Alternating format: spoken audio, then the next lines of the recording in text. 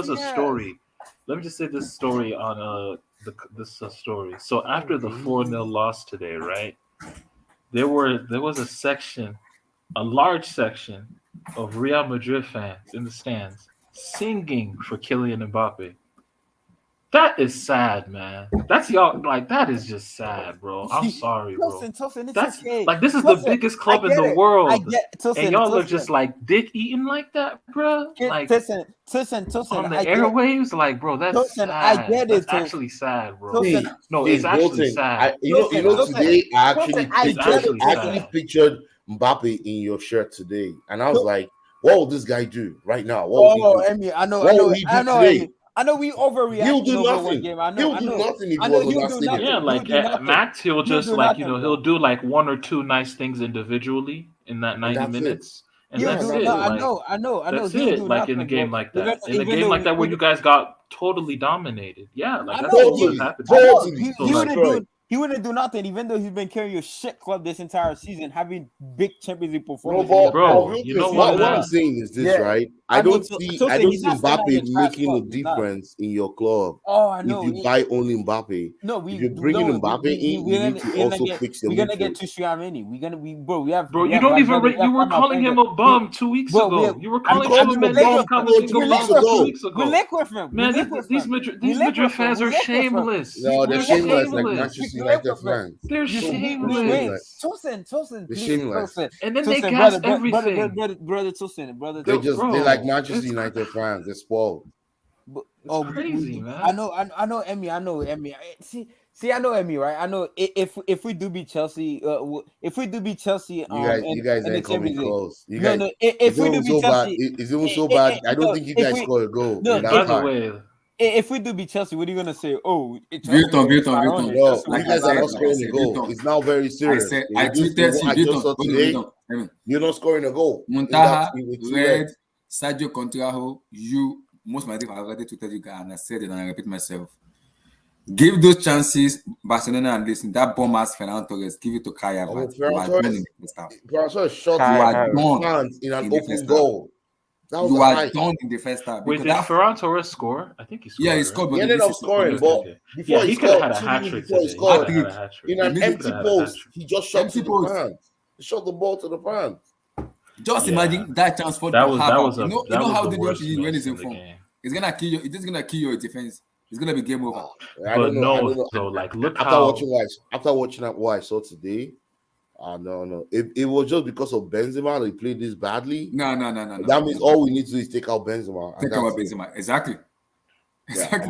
You It's know, gonna be because of something I Benzema. also and bro, saw like today. honestly, no disrespect, Benzema did his thing. You know, like he rallied the troops in the PSG game by fouling Donnarumma on a press. Keep crying. No, like that's crying. literally that's No, keep crying. clearly what keep he crying. did. But like, It hurts. but I'm Tosin, just it saying hurts, over I know. over the entirety of the tie, like Benzema, I know he scored a hat trick, but like he I didn't know really too do much. anything. He By didn't do the way, anything. by the He way, didn't do anything. Fabrizio just said Real Madrid looking for midfielders and center back this summer. Or they're already looking for midfield. Like I said, I'm not worried. It's one game. Fabrizio don't know shit. No, Fabrizio don't know shit. Y'all could enjoy Like, this what are you day. talking about? Like with all the Barca fans in the comment section, like the Vega. Bro. Y'all could enjoy this day. We're still gonna win La Liga. Then if we do beat Chelsea, I'm sure Emmy and Abdullah they're gonna come up with the best excuse. Vilton, like I said, we're Vilton, gonna do that. Because Vilton. that's just how it is. We overreacting because I'm already seeing Barca fans. No one's saying Xavi- overreacting, Xavi's bro. better Like, than I'm Pep. gonna say Vilton, this. I'm hearing Hold on, Xavi's better Vilton. than Pep, and I'm seeing But- Pedri's already better than Yesa. That's what I'm seeing. Vilton, on Twitter. No, Vilton. wait. Like I said, Xavi, okay, like I but said, that's obviously too far. But at the end of the day, like with Madrid, you guys better get Mbappe. You guys better not bottle that, because if you bottle that, you will be Why would you- irrelevant. Listen, it's already signed. The contract has already. It's already signed. No, stop lying. It's not It already is. signed. It's Tosin, not. It's not. He's not It's saying not. that your It's club. not. He's Nothing not. is signed. Tosin, he see how We will trash see. Asi We is. Tosin knows Asi he's is not trash. saying. He's not saying. Tosin, He he's knows. out. Tosin, he's out. It's okay. We Think about look. it, I don't Tosin. care. Like Tosin, yeah, like Tosin. right now it looks Bro, like Tosin, he might he go, give you but a lot like of- we he don't give you a lot know. of- We Tosin, don't. He give you a We lot of don't memories. fully know. Look at it. I'm gonna name all the stadium he scored for you. That's big memories, bro. Old Trafford, Anfield, Donnarumma Park, the Bernabeu, the Camp Nou. Like, did you guys ever go against Juve? I don't think he ever scored in Juve Stadium, but Juve are irrelevant anyway. But Tosin, even at the Allianz Stadium, he's scoring goals. Tosin, the hat trick in the new camp. What else do you want? Bro, you have 3 tries to get. You had like 3-4 tries to win the championship from Mbappe. No, Tosin, it's okay that he's leaving. I know it hurts you. I know. It deep down it hurts. I'm I know. just saying, I you know, guys I know. better get him. Wait, You guys better Tosin, get him. let me ask you this: since Barca completely destroyed it, how shit can PSG be for losing the 17 minutes against this Madrid side? Explain that to me, Tosin. When you have Look, man, Messi, the goal. PSG lost to themselves, man. That's Why all. the hell? Why the hell from Mbappe say to do what? To carry Assi again? To carry Assi again for another season? See, Wilton, man. See, you have to agree. And you know, Tosin said Militao was trapped because of clearly of a structure that you never played. Did you see Ancelotti post match? I just read Ancelotti post match. This guy just said that I was trying something new experiment, and then How can you try? Yeah, he tried. He played Valverde on the flank today. How could he? I saw this the guy's system. playing He Modric tried as to a false play. nine. Wait, how could you play 4-2-4 against Barcelona at home, bro? That doesn't No, make that's not sense. what it was. That's not what it was. It was It 4-2-4. was a 4-3-3. No, It was No, it was a 4-2-3. 4-3-3. It was 4-2-4. 4-2-4. It was 4-2-4. It was 4-2-4. It was a 4-3-3. He was playing No, Modric as a false he nine. played a 4-2-4. He played Valverde and He was what's playing his name? Modric as a false nine, and I don't know Yeah, why he didn't make Valverde any. and I don't know Modric why he played didn't make as a false nine. any tactics in the first side, because you saw Nacho's getting cooked. Why not put Alaba as left back and put Nacho? I know. That's what he did. That's what I don't know why he didn't. Because I guarantee That's what you, he bro, did. Alaba- That's how he He adjusted. changed it, right? Yeah, That's how he adjusted in the second half, but it didn't even matter because even off with that adjustment, 30 seconds into that half, Ferran Torres is free in a goal. And guess what? Casemiro played today. Are you telling me? Casemiro today, I started looking at him Casemiro. differently. No, it's funny. What you mean? Casemiro and Valverde were best player today. No, Valverde was your best player. No, not but I'm Casemiro. saying no. If I Casemiro had to was pick poor. those two were clearly the best player. No, today. Valverde Yeah, surely I guarantee showed you. up. Yeah, obviously Valverde did, but Casemiro didn't have a terrible Yeah, game Valverde today. had a. Yeah, Valverde was really But good today. Casemiro, the ball just But he kept didn't going have a bad through the game. midfield. But that's what I'm saying, because he never played that role ever. He didn't even know what he was doing. The players were No, colliding into each other. he was playing a double pivot today, right? He was No, in a double but my pivot. thing is, Modric has never ever played this false nine crap. My thing is, why Smash not? the like button, guys. Smash If that you're like gonna play button. Punk the Smash the bus, like button, if guys. you're gonna Punk the bus, why not? If you're gonna play Punk the, why not just play? Why are you playing Modric as a false nine? Why not just play Mariano? Mariano is trash. Look at Jovic. No, Jovic won't give you that much work rate. But Mariano, No, but Jovic, at least Jovic would have tried. He's a number that's 9, what I'm saying. right? That's what Mariano. Why not play Mariano? Because Mariano is a dog. Like he will literally run after every single ball.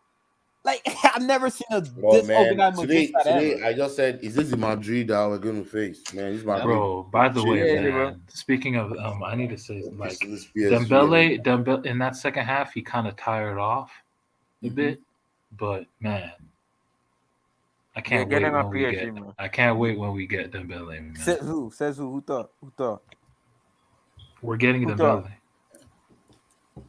Wait, how does he know Casemiro? Oh. Nah, yeah, how do you know that, bro? Yeah, you say you didn't. I'm literally on Twitter right now. I'm reading one of my friends' live. Yeah, Valverde did play well. You know what's funny about it is, I can bet my money on it. Thomas Tuchel is watching this. I can put my money. I know. Thomas Tuchel said, I man, can put my money on this. If we don't beat this guy by 6-7-0 on aggregate, we are failed, man. That's what he's saying, man. Vilton, Thomas Tuchel is looking and he's looking at Lecker. If they dare lose any chances against Madrid, he's gonna tear them up in the dressing room. They better be clinical on Wednesday. They better be clinical on Wednesday. They gotta be clinical. We are at home first. I want the time to be over at home. At Stamford Bridge, I want it to be over. At the bridge, I want it over. 4-5 minutes is over. It's over. They come to Bernabeu and play. It's like a playing game to me in Bernabeu. Just pass the ball around. That's it. I want it over at Stamford Bridge. Game over. I want it over at Stamford Bridge. Man, this is an embarrassment to world football. Man. It's an embarrassment. Yeah, the last time Barcelona beat Madrid 4-0, we went on to win the Champions League. It's not gonna happen this year. Don't worry. What? Wait, You think you're gonna come out from that bracket? I didn't say anything at me. I'm just No, reading. you I'm can't. just saying. You I'm have just you saying. have three Mariano's teams. what? You have three teams. You have three teams in that bracket that know you very well: Man City, Atletico, Chelsea. Mariano's is the It's not Spanish possible version to of come out Chris from that Wood. bracket. Oh Lord in heaven, what's this? Stop, wait for it. Athletic or bitches, bro. We do whatever we want with Atletico. Are you sure? Yes, I'm positive. Yes, It's there called are. Atletico. There are bitches. There are bitches. Well, I'll leave Guys, that to you I guys. have a lot of hot takes. I have a lot of hot takes on this Madrid Bro, team, man. Tosin, just stop, Talk. bro. I know it hurt. Bro, I don't Let get Dubé- how let PSG Tosin been talk. talking. Let him Why talk. is he He's- talking? Wait. Why You are you lost making this 3-0 about? Can we today. just talk about your game? Can You we lost talk about 3-0 your let him today. speak. Why Okay, don't we we'll talk the about that. Monaco? We'll talk Let's about talk PSG about when that. we talk about PSG. We'll talk But about. let's I will talk talk about about PSG. I will talk about let's PSG. talk about Madrid This right guy now. was so We're talking about he Madrid. We'll talk wanted about to be. PSG. I'd be like, he wanted us to lose so badly. He still hurt up that 3-1 game. He See, wanted us to lose so bad. I feel for Tosin because I if know I'm he. Tosin, I I would know do he the wants same thing. Chelsea to destroy us so badly too. He wants Chelsea to absolutely destroy us, bro. I know Tosin, bro. Oh, I'm Blue Studio, bro. This is Blue. Come on, man.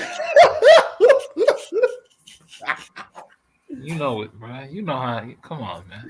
Tosin already said it. Tosin said it's team wear blue, but it's different than the blue, so it's not. Yeah, I'll let Yeah, ask Wilton, exactly. why do you guys Yeah. wear black today at home? I heard it's some I think marketing it's for stuff. the advertisement. It was Yeah. it was like some type of like what's that thing called advertisement. no, it I wasn't hope- advertisements, like some type of fundraiser, some shit like that. Fundraisers. I hope you guys do a fundraiser when we come to the Bernabeu in 3 weeks. I hope so too, bro. You guys do a fundraiser. No, Chelsea's gonna beat us like 5-0. I'll say 5 or 6-0. Who's gonna beat you 6-0? Who? Chelsea.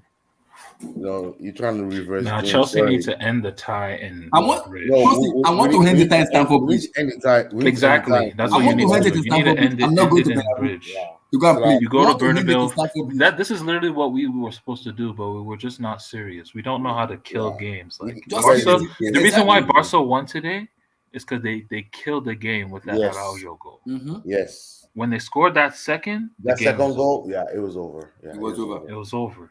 Mm-hmm. You need to know how to kill games, man. Like, Yeah. And you know that's how Man City. That's what Man City also does in the league, right? They know how to kill games.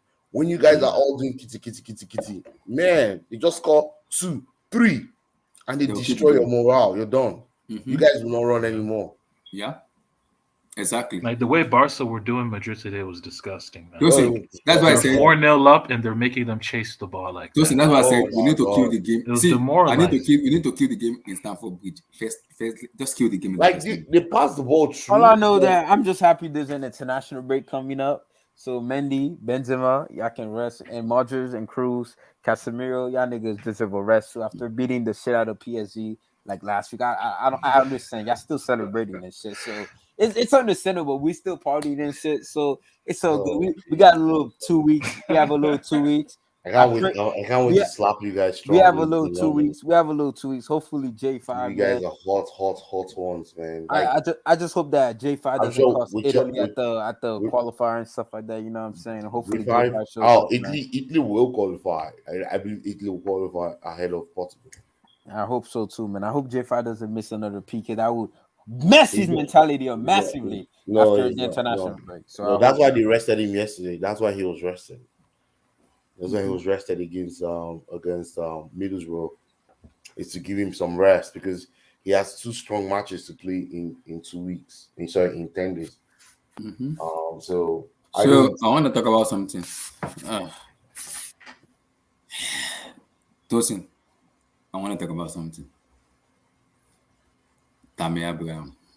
I need to speak about Abraham. What happened to Abraham? Man, in the derby today, derby today. I was impressed. And the man scored. I was very doblete. I was very impressed with Roma today. Very, very. That's it.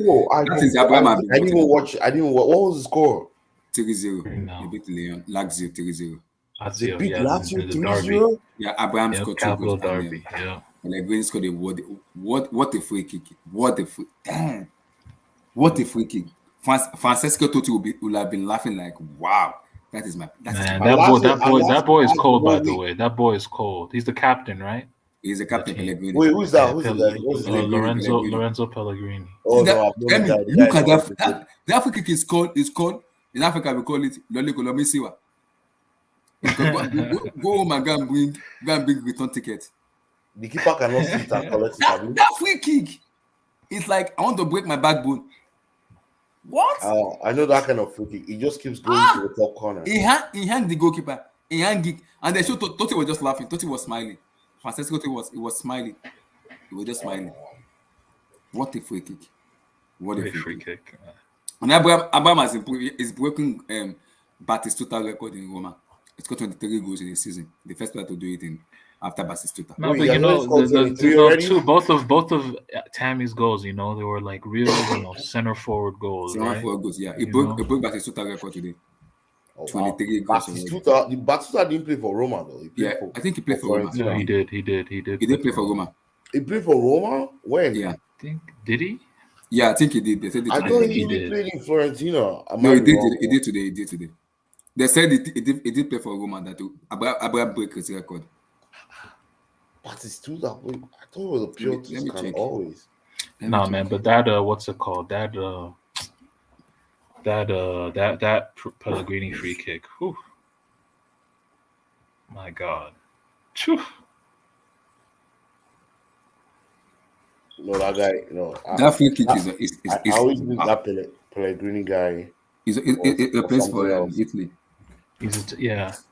Yeah. He Loki has a outside shot to No, start for he, them. he played for Roma. He's having a He better played- season He than played 3 seasons. Barella. He played 3 seasons in Roma.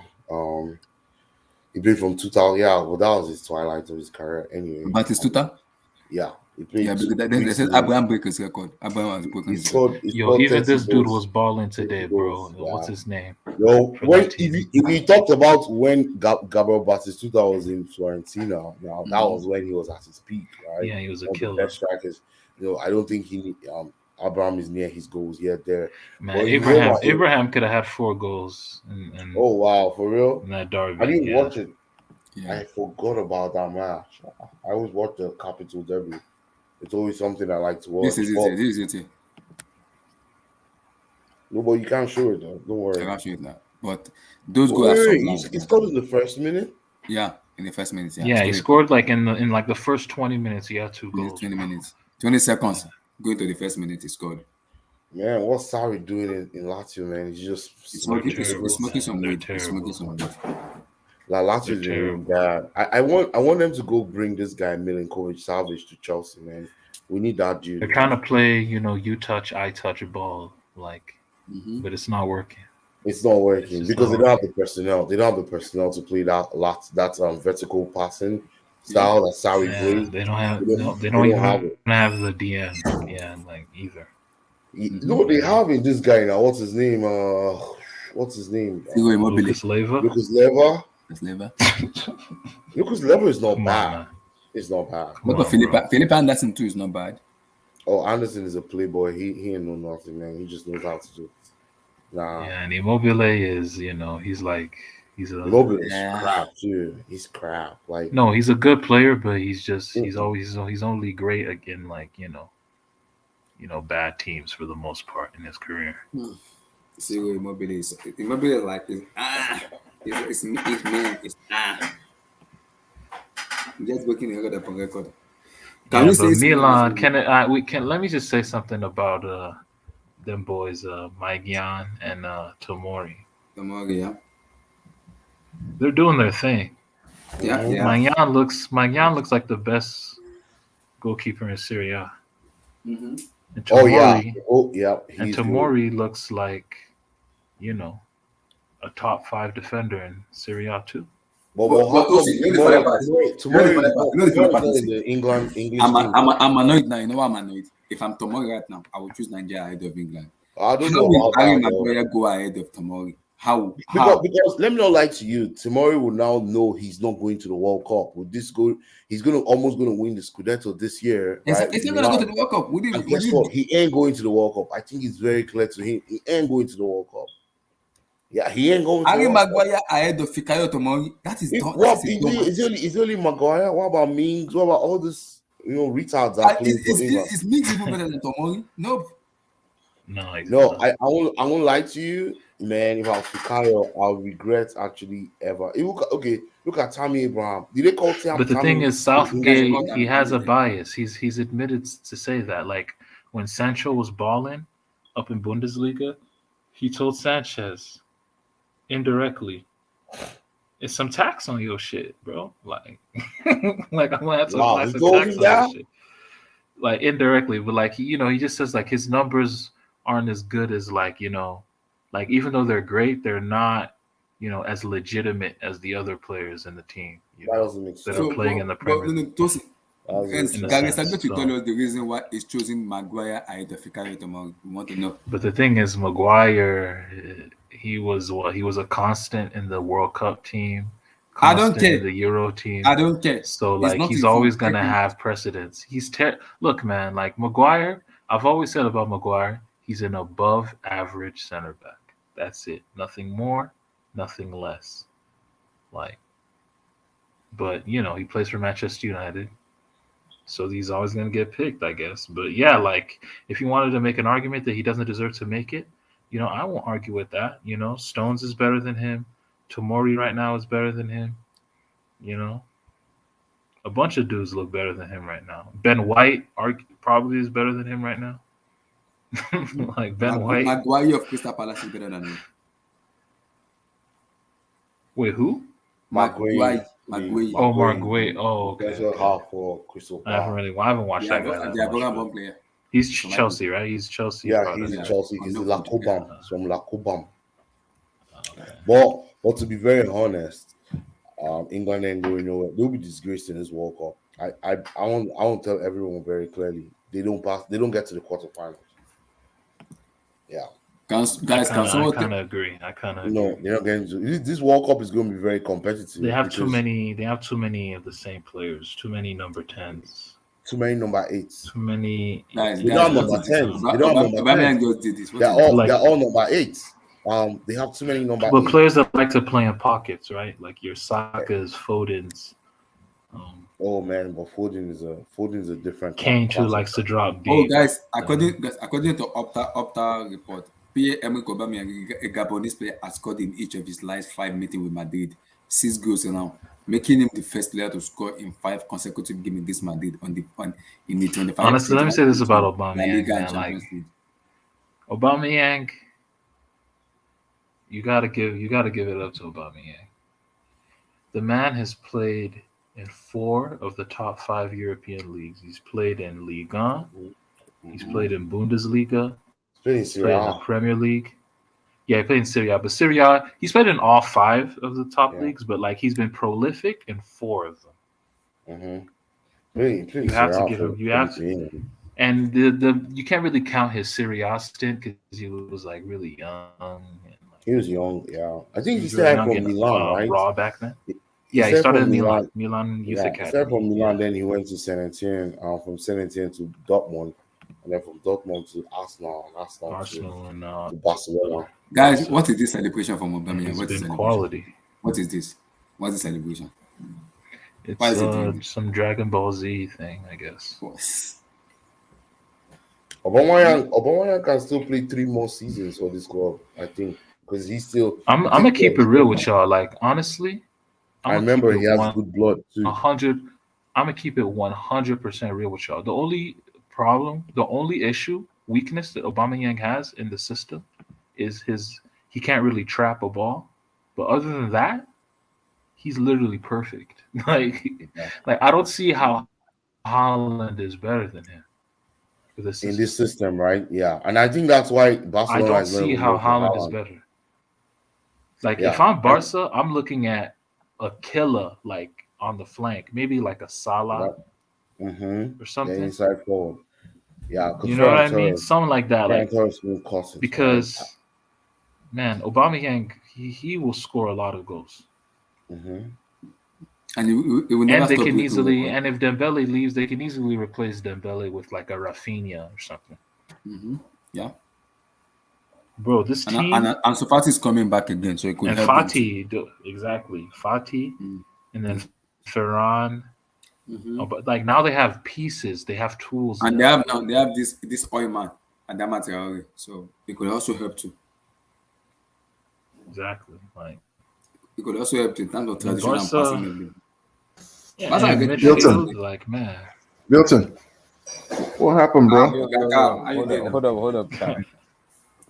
What's happened, Milton? What happened now? He said they took a sabbatical today. They took like Nepa. Okay. No wonder. I was wondering. Nepa.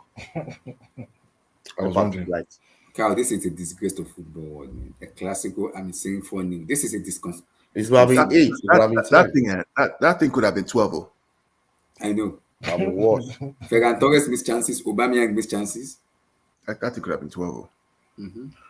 Ferran, Aubameyang, Dembele. Yeah, man, they could have scored 6-7 today, man. Mm-hmm. Because that Bro, guys, I'm telling you guys, yo, honestly, you know, man, I'm really impressed with Xavi, man. I honestly am, bro. Like, you know, like they were talking about like him as a player. For example, like with Del Bosque, right? The night before they beat Italy in the Euro 2012 final, Xavi and Del Bosque agreed on the tactics that was going to be played on that night. And he was like a coach for them on the pitch. When when Barca lost to AC Milan that one Champions League season, like remember when they lost like 2-0 and then at the Camp Nou they reversed it and won like 4-0? Like Xavi was also like, you know, with, you know, he was basically the coach on the pitch for that game as well. Like, so like he's always had this. He's just always had this in him, bro. Like, yeah. There's nothing surprising. He started up as a center back, right? In his early days. Then he moved up to number 6. Yeah. He started off as a center back. Yeah. Okay, moved up to number 6. So started off as number 6 and then moved up to number 8. You know, he was always number 6, right? When he played Nigeria 99, he was all of them. He was all of them. He's 6'8". I remember watching that guy in Nigeria 99 in Port Harcourt. My God, that boy, Xavi. I was like, I told my friend then, I said, watch out for this guy. And him and De La Pena were in the same scene then. I said, this Xavi guy. Oh, somebody send me this. I need to share. Watch out for these guys. These guys are going to rule Europe in no time. And like in 3-4 seasons from then, they brought him into the first team. He was in the first team in Barcelona, and he was already balling. Xavi. Man, somebody send me this. We can break. Who's this? Yeah, Kyle. Yeah, you. Sorry, I was on the phone with somebody. But you said something to me, bro. No, I'm saying what happened, bro. Oh, we lost, bro. We lost 4-0, man. I mean, good automatisms. And most of the time we play 4-3-3, but sometimes we can play with 3 and 2 midfielders. That's Xabi Alonso. Like 3-2-2 and 3 strikers. You know, because I want the players to have different stimulus and not just CV as well. To know what to do in one situation, in different situations. I think it's coaching. Is it Mönchengladbach? This is not him. This is not him. No, he's coaching the Sociedad. Sociedad beat him, right? Beat him. Okay. Yeah. Start the build now with 2 center backs or with 3 center backs. It's different. The ones they have to commit and they have to attack are the center backs. Whereas with 2, but let's get back to it's completely different. Let's go back on it's so good, man. I mean, like, it is what it is, Kyle. Like, why is everybody wanting Xabi Alonso? What's going on? What was Carlo thinking with the 4-2-4? Carlo said I don't know, bro. Even though Carlo said he's doing some experiments. He thought he could have done. I think he could have pressed. I think he was trying to press high. He was trying to press them. Playing Margot as a false 9, which is so weird, bro. Win the ball and then get it to their outlets in Vinny and Rodrigo. See if they can take advantage. This is why you always need a striker. Vinny was why you always need a striker. It was pocketed. This is why City is never going to win the Champions League with that whole false 9 BS that they're trying. You're always going to need a striker. Relax. No, why? No, we won last true. season without a striker. Exactly. That's not true. I mean, Chelsea won with a false 9 system now. Yeah, it was a false 9 we played. We didn't have a literally striker the two teams playing in the final weren't playing with the false 9. Yeah, Chelsea have European pedigree though. Yeah, but still, Just stop, man. Like still, you're even just the now team you're that had a just talking striker, in circles, bro. Oh, even the my team, God. even You the team got that proven Guys, wrong on that point, man. Bro, Tosin. I know Just be that talking 3-1 a still lot of hurts. crap. I know that 3-1 still hurts. I know it still hurt, but you lost what 3-0 happened? today too. What happened today with PSG, man? how do you lose to 4-0. Monaco? What's going on? But Man, nothing happened, The man. Monaco that played today is different, though. Anytime PSG comes to the Stade Louis, man, Monaco takes it personal. Like they want to show everything to the world that hey, we won this league before. This guy said, winning this league, and today Monaco played 4-1-4-1. Like they pressed the crap.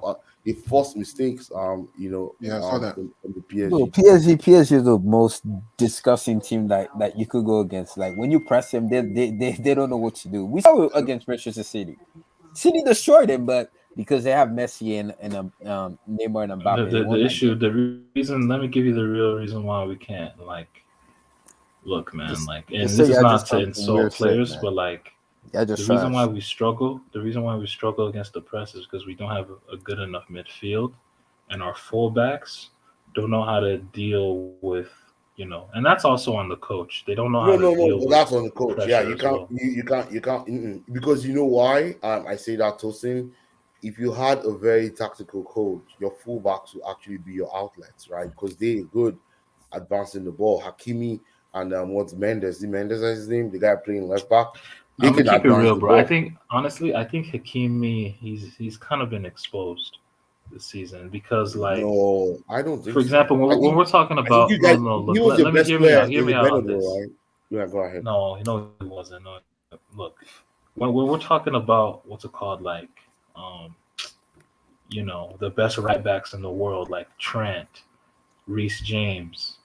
The problem with like a guy like Hakimi is like he's too much of a straight line running fullback. He doesn't know how to like combine inside, like form angles. You know what I You think mean? no? Like just to That's help the coaching. No, team. that's coaching. I also That's think it's all coaching. about coaching. And also, see, That's coaching. I That's also have this. coaching. Tosin, I also said Tosin. Ashraf It's not. Hakimi is He not cannot good. pass him. He cannot pass to himself. Tosin, my problem with Right. it is You have to make the And he's shape for not good. him. He's not even good with his deliveries into the box. no, no, no, no, no. Sometimes he goes Tosin, No, through come games where on. he Tosin, That's crosses Tosin, the that's ball that's several times. so. Like It's because you guys don't have. Wait, no. no, you can't trash my Hakimi, player like Tosin, that, Tosin. man. Ashraf Wait, Hakimi is good in the apply. Wait, back wait, three, wait. Let in the me back talk three, about. not the back four. Let me talk about Hakimi. Wait. You cannot trash Hakimi that way. If you're going to play Hakimi, you have to play to his strengths. Your players, so in PSG, you don't have players that run ahead of the defense. Hakimi is like Trent, probably probably no, he's a not like different Trent. breed He's of. not like Trent. Trent is a Oh no, he way can. better on the ball. No, Like Trent can do Hakimi some. got that on him. The problem is you guys don't play. If Hakimi was in Bayern Munich, if he was playing as a right back for Bayern Munich, Lewandowski will be giving Yeah, him a he'd look hug every incredible. match. Yeah, Yeah, that's he true. will No, that fit is true. right That is into true. he will fit right into Bayern Munich style. But you see your team don't have. I don't know what the problem is with PSG. Like, bro, you It's guys not need. midfield, Emmy. Emmy, it's the midfield. It's the Is midfield. it the midfield? It's the It's the midfield. midfield, man. It's just It's the bad. Okay, midfield. maybe. But in It's just PSG, bad. Hakimi cannot combine. He cannot do all those things.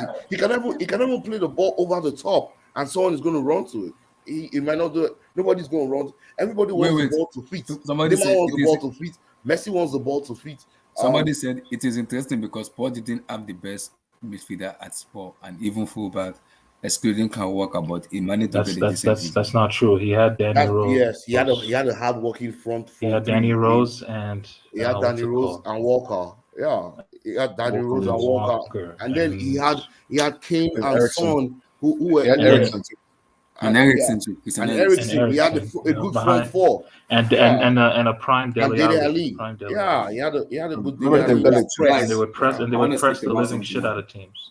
Emmy, Oh yeah. is the mic working? I want to speak about something. Is that an idea? I've not been talking. I just want to keep my mouth shut. Lampard get reconstructed today. Your take on him? Man, you guys are Lampard. See, I've told you guys, this guy is not a coach. I think he's just a pure pundit, and I think that's what he should have been. Just stay behind the screens and just call matches from the stands. I mean, He's you ain't not someone lying. that's gonna. He ain't a coach, man. He ain't a coach. He gets. See today, so Patrick Vieira. Did Patrick Vieira start coaching before Lampard? Wait. Mm, Yes, he did. He probably he has a year ahead of.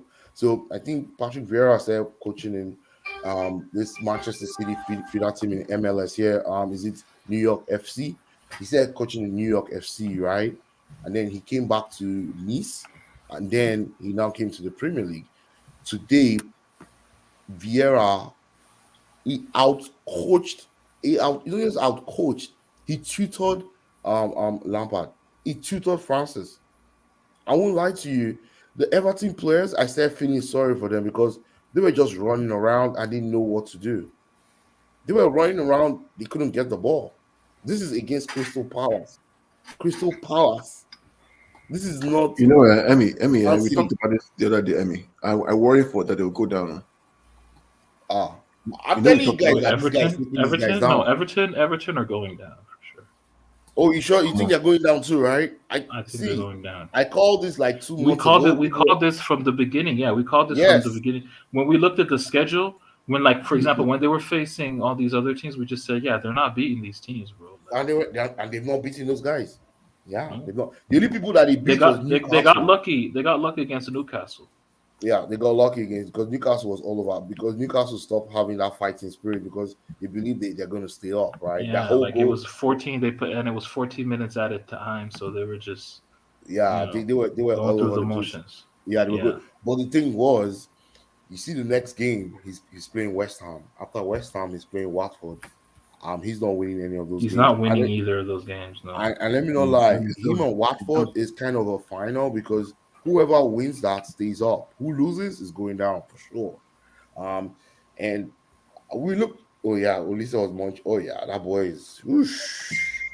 Man, Olise is good.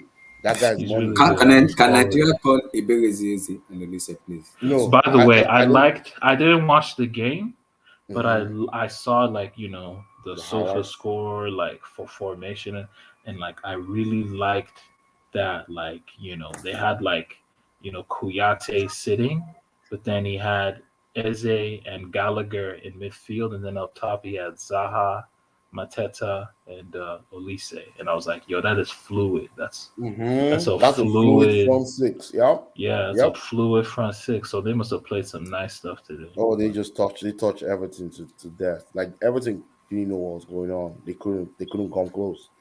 Yeah, and, they were confused, man.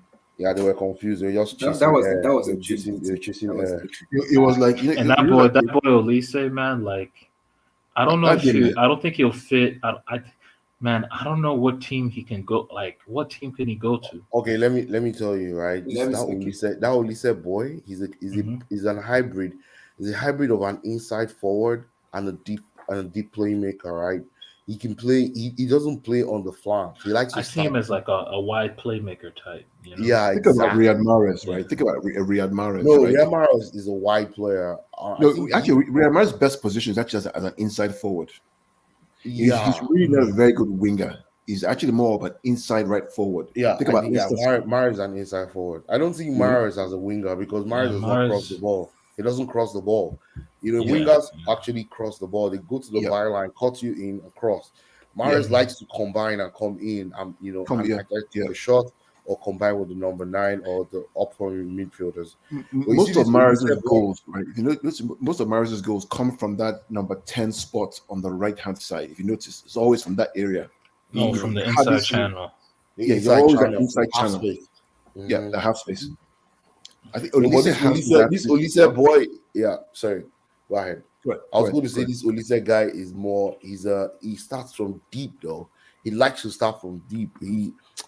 I won't say he's like Kimmich. I don't know who to look him like. What does he look? What kind of who? I don't even know where. He's a hybrid though. He's a very own player. Yeah, he's his own interesting hybrid. I won't lie. I don't know any other player, maybe in Europe, that plays that style of football. But he's so good. I don't see him staying in Crystal Palace this summer though. I think someone's gonna go get him. Someone from where? Like Tottenham or no, not from where? Maybe Manchester United. I want to wreck his career. I beg of him, don't go there. Shouldn't go there.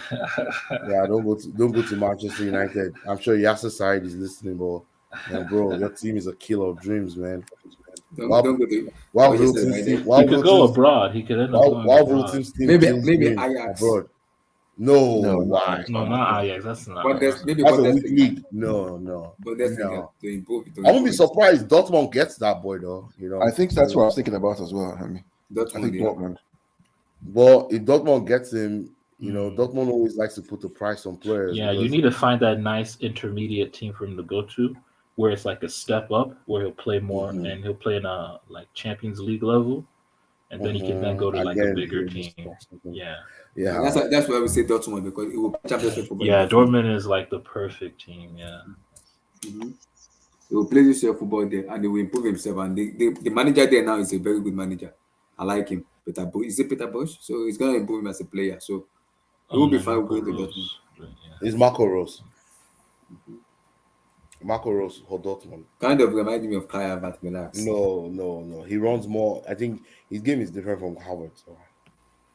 Relax. Is it? I just like what you were saying. I think for Lampard, he's taking those guys down.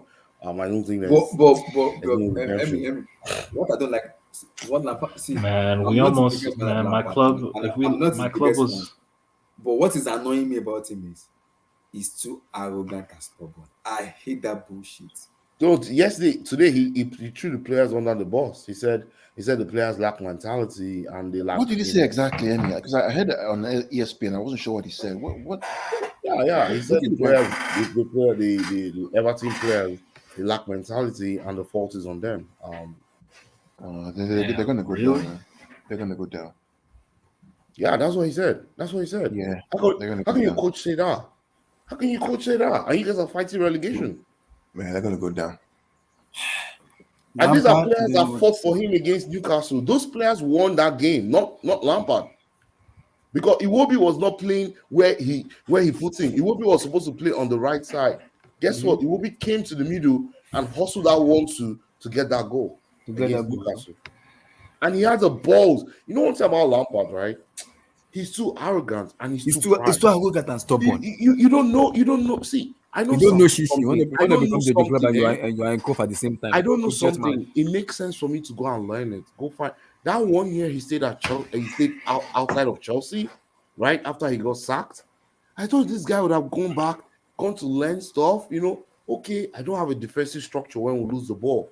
How do I create a defensive structure? You see what Xavi is doing. You know that documentary we're about to watch. What this Abdullahi just showed. You see all those things. These guys have got to go and learn things that they didn't know before. They've gone to improve on themselves. Lampard does not care. You think he's Pep Guardiola? He just thinks he's one Pep. He's a Pep Guardiola type of coach. Because Pep texted him after he lost 4-0 to Manchester United in that Chelsea match. And he said, "Oh, that means Pep fancies me." You don't know Jack, man. That's why Pep is texting you and telling you, "Oh, well done." He keeps saying that as if that's his own trophy. I won't lie to you. No, it's true. See, if I was a guy, if I was a guy, I would have, like, look, Tuchel, let's work together. No. Tuchel will not want him. Yeah, he's too proud. He'll get the players. You don't know who Lampard is as a manager. Lampard is too stubborn and now that's it. Lampard ran. Let me just say this. One of the reasons why Chelsea played the way we played back in the days is because we tried to accommodate Lampard. The guy made sure, and let me say this, right? Then we used to play a 4-3 in the middle with Essien, Lampard, and Ballack in those days. That's after Mourinho got sacked in 2007, we started playing. We got Ballack and we had Essien, we had what's his name? Miguel. And we had it was Essien, Ballack, and Lampard that were starting three. Guess what? Ballack had to sacrifice his game. Ballack, was also a goal scoring midfielder.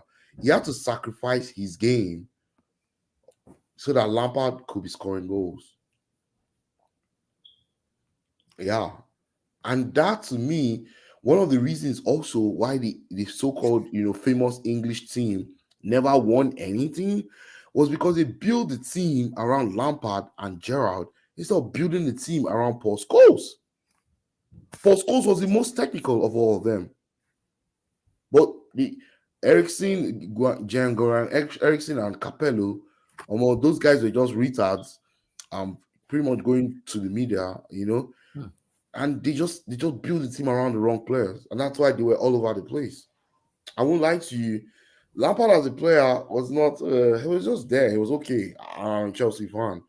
I know some days, of course, he wowed the crowd. I won't lie, but he got so much favoritism, and which he has taken to his coaching role, which unfortunately is not going to work for him because a coach is an art master, right? You have to be able to build the right structure for your team to attack and defend when you have the ball and when you don't have the ball. That's coaching 101. Lampard only knows one thing. He only knows, when my team has the ball, I want to play with 6 players in I pressing football. But he wants to play with 6 players in the opposition box. Bro, what's about when you lose the ball? What will happen? Man, can we stop talking about this weak ass thing? We're talking about I want to ask a question, Everton. guys. I want to do a revoke. Let me come to Tosin on this because somebody wanted me to do it in the stream last week. I did it last time I came to this stream, but I kind of forget. So, and I promise I'm going to do it today when you guys come in. So he asked me 2 questions. I'm going to answer the 2 questions. Firstly, he said, "Who is the greatest African player to ever grace the Premier League? To ever step foot into the Premier League, the greatest African footballer." The greatest? Yeah. Thierry Henry.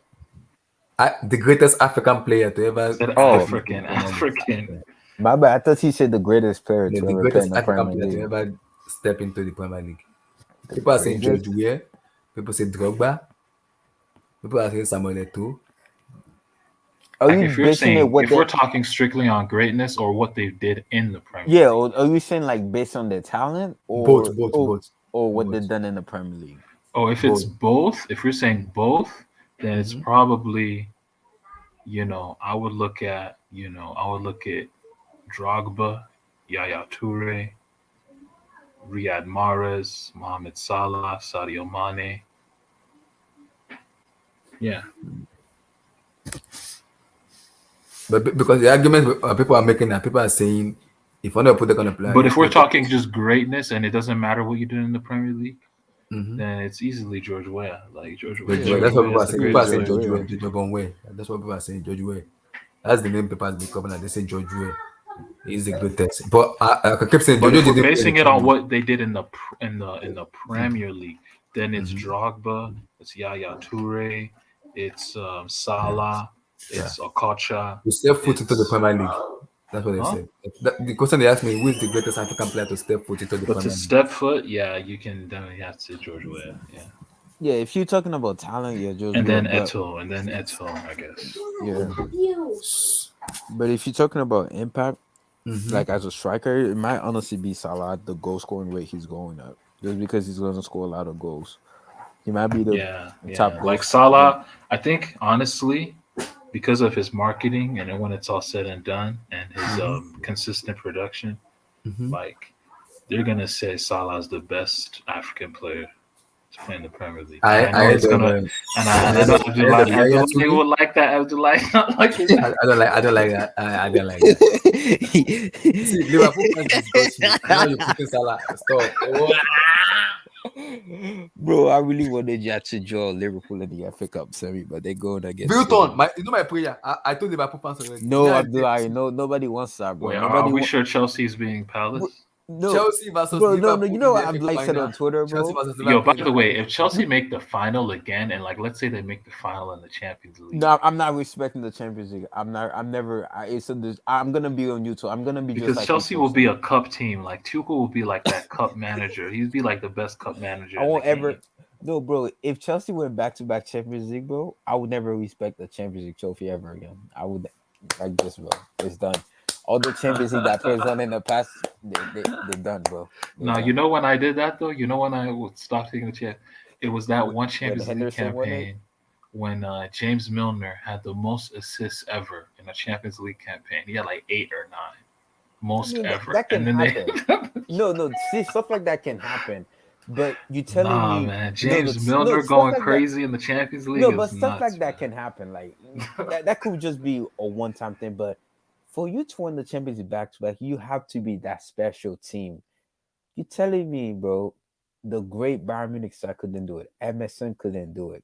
Liverpool couldn't do it. Manchester City hasn't even won it yet. And you telling me this Chelsea team that's in third place. I have a hot take about Oh MSN. God. Go ahead. MSN were overrated, man. You have to throw. Okay. Arsenal. Let's go back to let me not say MSN. Let's say go the back to the Pep. question, then Let's we'll go come to back to the the UC. Pep Guardiola of Barcelona, the 2009 till 2012 is that great. Mhm. Most people think it's the greatest team in this modern era. Never won Mhm. back to back, bro. You telling me this They Chelsea team, bro? They could have. Yeah, they could have, Yeah. but that's why you telling me this Chelsea team, bro. Yeah, With Timo Werner, Mason Mount, who's been discussing this season, Jorginho, who hasn't been performing that well this year. It's mostly been Kai Havertz. Ziyech has raised his level this year, and obviously Rudiger, Thiago Silva, region. They've been like the very defense good. have been good, and Yeah, the and defense Havertz been has good been good. and been good. You Because telling me this Bilton, Chelsea team, bro? there's a This logical Chelsea explanation team, for it, bro? right? Bilton, there's a logical explanation for it, right? It's a bloody cup competition. No, but I rated And no, but let's and, be real though. and the luck of the draw is also part of it as well. You don't miss 90 minutes. Bro, Right? look at the luck of the draw. A team like Bayern. No. Don't listen to them. Don't listen to them, Abdullah and them people. Yeah. Teams that never won it before always says that I want to Champions League, bro. No, but I'm not. It's not a matter of that. I'm just speaking the facts. It's No, to win the but- Champions League, you have to win basically 7 games. No, Seven games. but let's be real though. Let's be real though, Kyle, though, bro. You're telling 7 me, bro. games. You obviously way older than me. You've been watching this competition forever, bro. It's always usually the great team. Sometimes you're gonna have the Chelsea that wins it, the Porto that wins it. But to be fair to Porto, they were really good that season. You're gonna have that. But I'm saying though, for them to win back to back, bro. Well, Tell me this Chelsea team, when you look at it, do you see it as back to back Champions League? No, you're right. I don't see. I mean, if they do win it, congrats to them. But it just tells you where we are in football. That it's like football. It would tell me that football is more weird. collective than ever. And no, weird. It is. It's more collective than ever. What I was thinking, right? You know what I was thinking the other day. I was like, individual stars don't matter anymore. What they should do to the Champions League, right, is that once you get to the quarterfinals, right, you actually play a complete group. So you play 7 games and points. You really want to do a league. Once you qualify for that quarterfinal, right? Those 8 teams do a league. You play each other. Whoever has the most points wins it. The team is it's fine the way it is. Like, but then what you said now, it's gonna be changing 2025. That's literally like an it's idea that the Super League can have, Yeah, it's not it's not that. Oh, sorry. Go ahead, Kyle. Yeah, but then it's if you really want to level the playing field, quote unquote, and make sure that this is a league that you win the league, that round robin, that's the way to do it. Or you can say if you get to the semifinal, then it's 4 teams, you play each other, right? And then you play 3 games with all the 4. Whoever wins that is a champion, and then you know that, okay, it's a league. But the knockout, someone can be injured, red card, yellow card, But that's very difficult. COVID, anything can happen, right? Obviously, when you look at it, right, when Chelsea won it, they were, I think, the best team and left in the competition last year, in my personal opinion. I know most people were saying City, but I just knew that the moment they beat us, I knew they were going to win the entire thing, just because of their pedigree. And for me, it wasn't even my own. Was the moment I knew when we were going to lose that match was the moment I saw the lineup. Yeah, I mean, I have tweets at the exact moment I saw the lineup. Like just that. Ironic though. I'm not gonna lie. You could probably search my old tweets on that day. Like I did bash on Sterling for starting that game, but he was City best player in that game. Like, but I don't know how he started. Like you got the idea of why Pep played him. Like I just didn't understand how Rodri. The reason why he played Gundogan was not because of Gundogan or Rodri or Fernandinho, was because he wanted to start Raheem Sterling. And the only way to start Raheem Sterling and still have some control is to drop Rodri and play Gundogan. And This is that, right and that, telling that he didn't play in the quarterfinal or in any the of the semifinals. semifinal, which was weird. And the other thing I didn't get to, Gundogan was your best scoring player that season. Like you, And that you one, playing that He one, played as a DM. and you're playing him so deep, bro. You're playing exactly. him so deep. Pep I is a I didn't madman. understand that He's a because mad. I He's a know madman. people. I know It is most what of it is. I mean, the You know, English media you know the funny. I see. love Ever since KDB, I've but known, say Patrick, Gundogan was hands down your best player you know the that funny. Premier Ever League since I've known Patrick, season. I've never seen Patrick ranted in my life. He ranted Yeah, like Patrick. Yeah, I he did remember ranted that. last He year. rented. He rented. He was so furious. Patrick we almost. were, It's like we if I were, we was were all we were upset. I mean, I was upset. I wrote an article right about. I wrote an article about this after the game, about a week or two after the game. I called it I'll share it with you. It basically says that this is the price you pay for the genius, because the genius over 38 games has time to recover, because his genius will get you to win the league. But the genius also has this flaw in his psyche, which is in a one-off game, his genius creates this thing where he overthinks. Facts. And then you don't have the recovery time to correct it, because it's 90 minutes and you're done. Facts. But wouldn't you say that that's the thing Tuchel has over him? If Not Tuchel necessarily. I think what he's done this season is that he's tempered that itch in the games this year and said, I'm going to play the best team to play Chelsea. I'm not going to do inverted wingers, right? I'm going to play left on the left, and then maybe I'll play right on the right. Notice, But that's in the league, though. That's in the league. Right, right? So I believe if they meet again in this Champions League, he won't do it. He won't play inverted wingers. Nah, he won't do it'd be it. two He legs. won't do it. It'll He be won't two do it. legs. It'd be two I legs. think Pep he is won't play honestly inverted he's figured out Tuchel. He's figured out Tuchel. Yeah, Yeah, won't he play really inverted did. wingers. I don't think it's He destroyed you guys in both teams. To Brentford, Lukaku did have chances. No, the funny part.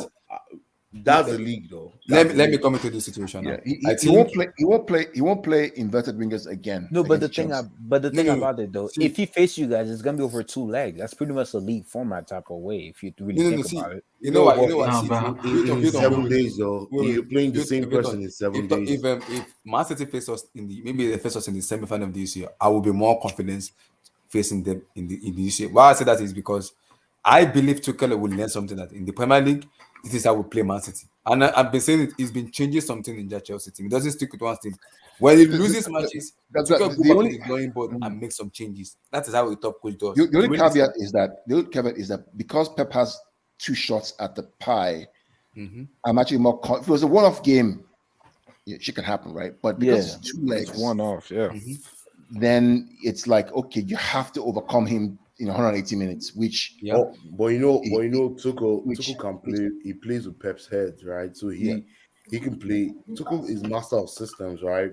Tuchel could play one weird, crazy system that nobody has ever seen. Yo, by the way, when is this is a little bit off topic, but when is Pep's contract up?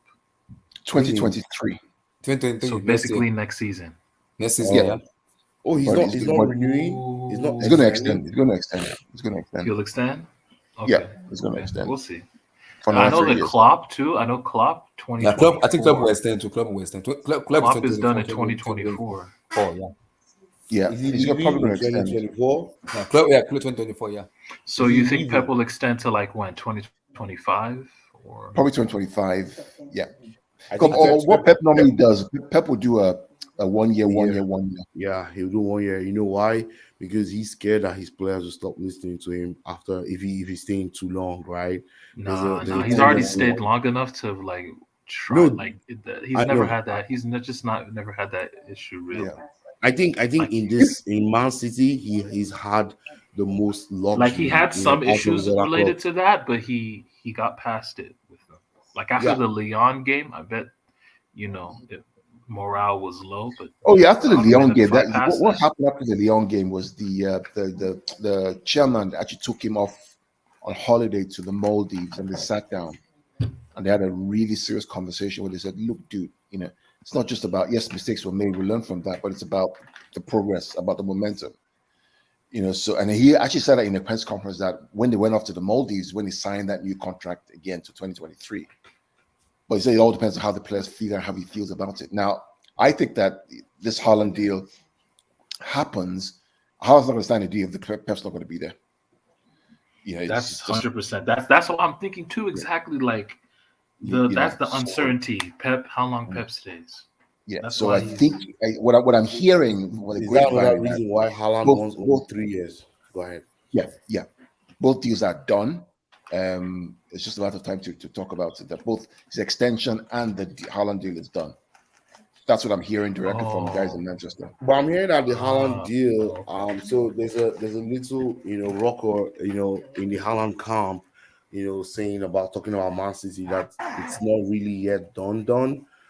There's still some parts to iron out. I think we're talking but about he's the closer. length of He's contract. closer to City than any other team, right? Yeah, the thing is, Yeah, I but mean, he wants Mario 3 years. Cartagena, who was very close to Madrid. it's done. I mean, Haaland is not coming to Madrid. No, He that's said not that true it's because City. I'm looking at Fabrizio. Fabrizio said Erling Haaland has made no decision Don't on his listen to future club yet. Fabrizio. Look, let me tell you right now. Final answer in the next day's week process Fabrizio don't got ongoing. his Many ears to rumors the about streets. He salary, don't got his money. ears to the streets. He's focused on project matters and other factors. Fabrizio is tapping merchants, Fabrizio is a man. different brand. He's a different. There's no He's a pre-agreement with tapping any guy. club. Exactly. He's a tapping guy.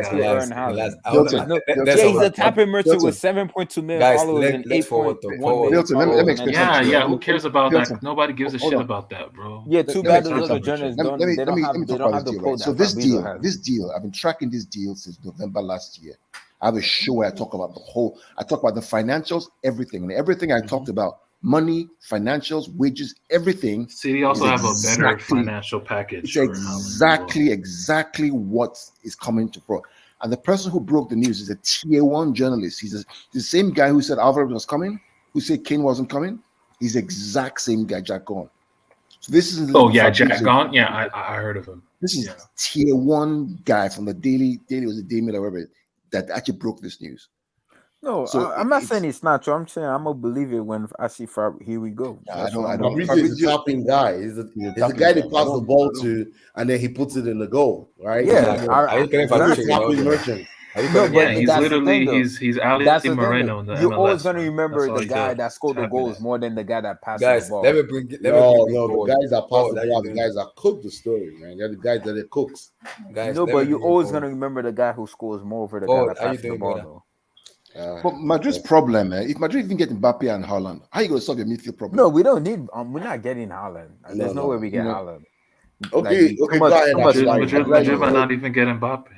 Guys, Tosin, you already signed the contract. You already did. Forward, how you doing? I have my people in Spain. Keep lying, bro. I have my people in Spain, bro. Yeah, we can hear you forward. Forward, can you talk about how Chelsea's gonna beat us 7-0 on average on April 6th and April 12th? Mute your mic. Mute him. Talk over him, Paul. Talk about him. Don't mind. Talk about him. First of all, obviously, thanks for the link, and obviously, big up to everybody in the community. And I'm just doing some late night admin, so I thought I'd come through in it. But what do you want to talk about in particular? We're talking about Madrid giving this construction at the crib. I mean, I can't say I'm that surprised. I mean, I thought they would maybe score a goal or two themselves, but I knew Barcelona were going to come for them, man. Like, the way Barcelona have been playing recently, they've been creating a lot of chances in their games. And obviously, someone like Aubameyang, we know he isn't like the most technical forward. He's generally just a poacher of a bit of pace, but he's able to get himself in good positions to always be there if the supply lines are there. And Barcelona create a lot of chances.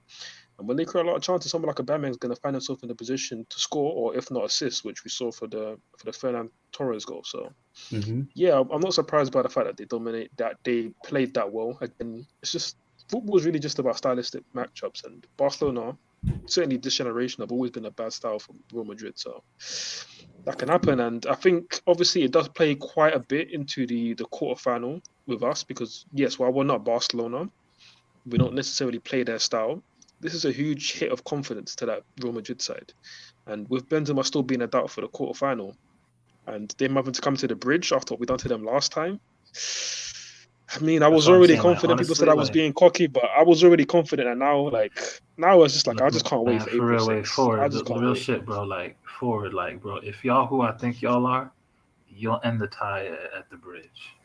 Yeah. You'll just go to the Bernabeu to sightsee. You know that is what I want. Listen, that is what I want. I want to hand them. I want to demolish them at the bridge. Not even construct, demolish. It's like breaking an house. I want to demolish from ground. Yeah, but tell those fans in your like stadium, man, to like have some fucking enthusiasm, man. God damn, they man, will. you It's a hear big a match. pin They drop will. in the bridge. Come on, They man. will. Our atmosphere isn't always the best for Champions League nights. We normally turn up, so we'll be on form for that game. We'll be on form for that game. But to be honest, yeah, we need to end the tie first leg. And to be honest, for us, 2-0 almost ends it. 3-0 kills the tie completely. But for the way that we defend, 2-0 for me is pretty comfortable. Like, because I don't see us conceding 3 goals at the Bernabeu, and if we do, we're gonna score goals as well. So for me, even 2-0 is quite comfortable. Yeah, And 2-0 is a good yeah, result. man, we're just look, the intensity that we play with, Real Madrid can't keep up with. And again, I said it at the time. People said it was you're just, I don't know. People just felt like because it was trendy to say that Real Madrid played well and PSG bottled it. Like that was kind of the narrative people went with. But everybody who watched the game with their eyes saw that PSG dominated 3/4 of that tie. Like they were the better team, and obviously it was on there. It's their fault that they bottled it the way they did. And obviously, Real Madrid fair play for coming on strong. Modric had a great second half. Benzema came clutch, but Real Madrid weren't impressive. Like they didn't really strike me as a team that were that impressive, that cohesive as a team. And I was quite happy to draw them again. And after we done to them last time, knowing that Tuchel has learned that Lukaku doesn't really fit with his system, so we're going to continue with the false nine, Havertz, Pulisic, more fluidity up front. I'm confident. Like I'm very confident we're going to beat these lots. So that's what I'm saying. Just put your best technicians up front in that game, and I think y'all gonna be good, bro. Because I'm doing some just press high, and you're gonna be fine. Maybe to come and play back 4 because Ziyech is good in the back 4 rather than the back 3. Because when we play back 4, that's where we see the best of Hakim Ziyech. When we play back 3, I have a problem with Ziyech playing in back 3 because now it's gonna play like an auxiliary wing back, in which I don't like him doing. I don't like. Are you sure you want to play back 4 against top side? It's not that's the risk I don't want to take. That's it. See, that risk I'm willing to take it. I'm willing to take it against Madrid. Why? No, but why not do it though? That's what I'm saying. I'm willing to take it against Madrid. Rudiger is good enough in the back 4. It's good. No, Rudiger. No, we need to dispel this myth now. Rudiger in a back 4 is fine. Rudiger in a back 4 under Frank Lampard, okay, that was an issue. But every time he played a back 4 with Thomas Tuchel, he's been perfectly fine. My only issue with playing a back 4 against Madrid is that we haven't got the fullbacks to play back 4. Exactly. We're missing. No, but like if you do, you have to play this Malang Sarr. But obviously then that shuts down a lot of the left hand side. But I mean, it could work. But I feel like I wouldn't be that opposed playing a wing-back system against them. I think the only issue that you bring up with Ziyech, and it's a very valid issue with Ziyech, is that he's obviously proven at Chelsea that he's a system player, which it has his drawbacks and obviously its positives. And obviously when we play 4-3-3, he certainly suits coming off from the touchline, cutting inside with a lot more space to operate in. When he plays as one of the 2 10s behind the striker, he's a bit more limited in that central area. He doesn't like the physical duels. He works well off the ball in terms of like pressing, but he hasn't got great movement off the ball in terms of him making runs in behind and off of strikers or really competing in that kind of midfield area. He wants to start from out wide. Yeah, exactly. Where he has space, and when he has space, he can pick his head up and play those amazing passes. Because my point is, let's say Chelsea are playing. Let's say Chelsea are playing Bayern Munich. Because the thing is, like, if they do that wide thing, like one of Ziyech's best performances,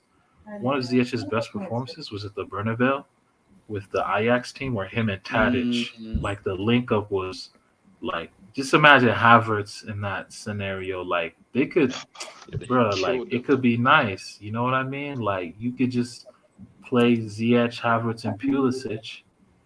But you're gonna need someone like Frankie de Jong who was almost acting like a libero. I don't think any of your guys. I think Mason Mount can do that job because recently I've been seeing Mason Mount. Just put Mason Mount in midfield. Yeah, I've been seeing Mason Mount. Mason Mount is a number 8. That's his natural position. So but remember in that Ajax side, behind him with Kovacic, that's Ajax side, Dilton, he was Frankie de Jong playing like a libero, which is basically half defense, half center midfield. He was one who was linking the play between the two parts of the field.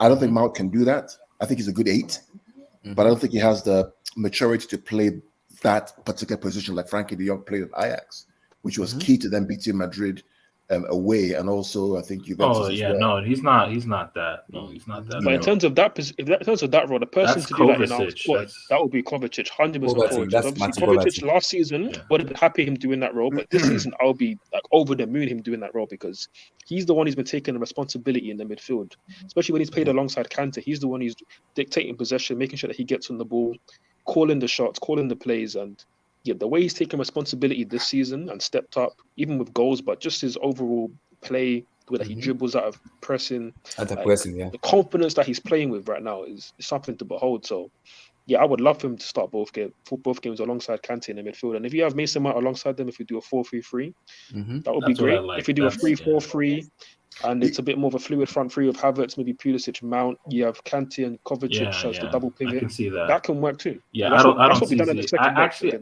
I don't see Ziyech starting. I think it'll be that, like more of that 3-4-3. Yeah. 2 weeks is going to be interesting, man. I can't wait. I mean, I just cannot wait. 2 weeks time, all these things kick off. It's going to be. I want to bury Madrid in the first leg. So by second leg, I don't want to even turn up. Yeah, but with the new format, yes, the away goal rule is a bit unfortunate for teams playing second leg away. But for us, the way that we play, like if we get a good lead, us sitting on a lead and being able to play in the counter attack, that suits us. That's it. Chelsea does that a lot. Tuchel does that exactly. He does that a lot. And that's what Tuchel. He's very good at that. Because Tuchel will tell his player, once we're already 2-0 in the first leg, the only thing that if Madrid go and do what they did to PSG, say they defend, and they lose by one odd goal, then it's squeaky bum time where you go to the Bernabeu, because then do you go, do you stay, and how would they respond? That's why for me, I think all the English teams, forget about Liverpool, because they have to kill off the first leg. I mean, literally, I say for us, for example, right, what we have to do is beat Atleti like 3 or 4-0 first leg, kill it, just kill the game. The same way we did to Sporting when we went away and beat them 5. Just kill off the game so there's no question about the return leg. That's what you're gonna have to do. The problem is, if Atletico Madrid to a robot curve towards Man City, it's gonna be a problem going to. I don't see how that. I frankly, after what I saw today, the way we played Southampton that last 20 minutes, I don't see how Madrid get over the hump. I think they're gonna be just completely battered. Oh yeah, I think you can. Like, bro, like unless you were letting United have the ball in their last time, bro. Like, they'll be completely. Imagine City, like Imagine City. So City are good in that aspect, by the way. Possession of ball, holding on to ball. Today, Southampton tried today. The first half was good. They tried to press and press and press. But the second half, what I liked about the game was that they tried to press in the 4-4-2, which is what Athletic kind of play sometimes, but others they play back to as well. But the last 20 minutes, it was just they just ripped them apart. Once Foden and Maris came on, the movement just tore them a new one. Yeah. So for Atleti, I think the first leg, so because kill it first leg and move on. Because if you guys doesn't kill it in first leg, they're gonna be a problem going to Wanda Benepotalo with the fans behind them. Because I don't think so. I mean, the funny thing about it is that we're actually a better away team than we're a home team, which is weird. It's a really weird thing. Actually in the Champions League, right? Mm-hmm. Yeah, we're actually a better away team than we're a home team. I don't know why. Maybe it's a fact. I don't know what it is. You think you can score more than 2 goals in that Metro? 100%. Did you watch Atleti Liverpool game? Atleti just don't have the quality to keep up. Did you watch the Atleti Liverpool game? Liverpool could have been up 3 or 4 or 5 goals in that game. No, that was group stages, man. Groups. I don't count group stage for Champions League at all. I don't even look at it. I compare. But come on, the way Atleti beat United, man, like it was like a whimper. I don't. United just went out with a whimper, bro. Like it wasn't. I don't. I mean, I tried to look at it different ways. I just don't see how. No, I know for sure. The game is not too far. Like I said, let's see how everybody arrives. That weekend, 2 weekends from now, and see where everybody is in terms of form. But that Atletico Man City game. It's gonna be a very, very. I'm gonna keep it real with you guys. They're gonna get into your heads, right? I think all these ties are the only tie that kind of looks interesting is Chelsea Madrid. I think all the other ties are formality. Damn near. You think so? Yeah. I mean, the Athletic game. I thought about it deeply. I'm like, you know what? I want to see how we play Southampton, Burnley, Wolves, because all those teams have something similar to Athletic. They sit back, try to counter press, or try to win the ball back. If we can get through those, and I see what I call flickers of light, which I saw today. If City step up to their game, I don't see how Athletic get through. I don't. I actually think it's going to be a clean sweep, both legs. But it's football. You never I know. kind what of see some. But You know, sometimes the in thing football, with Man Yo, City yo. that you gotta respect is they're just a very difficult team to beat over two legs. Like Yeah. again, we all know that watching Champions League football, normally the better team over two legs will prevail. And with City, yes, they have this bad rap of being not that great in Europe, but if you really look closely at their record in Europe, like they're very good over two legs. Like obviously last season they got to the final. The year before they only lost to Lyon, but that was a one-off game again. Kind of a strange game in the fact that Sterling missed an open goal. Obviously they were clinical on a counter-attack Lyon, but really City should have won that game. In the time before that, they had a very good knockout stage like run. They obviously beat Real Madrid as well, I believe. And then they faced Tottenham, where they really should have won. Like that again was another freak game where they had a strange off VAR goal, Llorente's handball.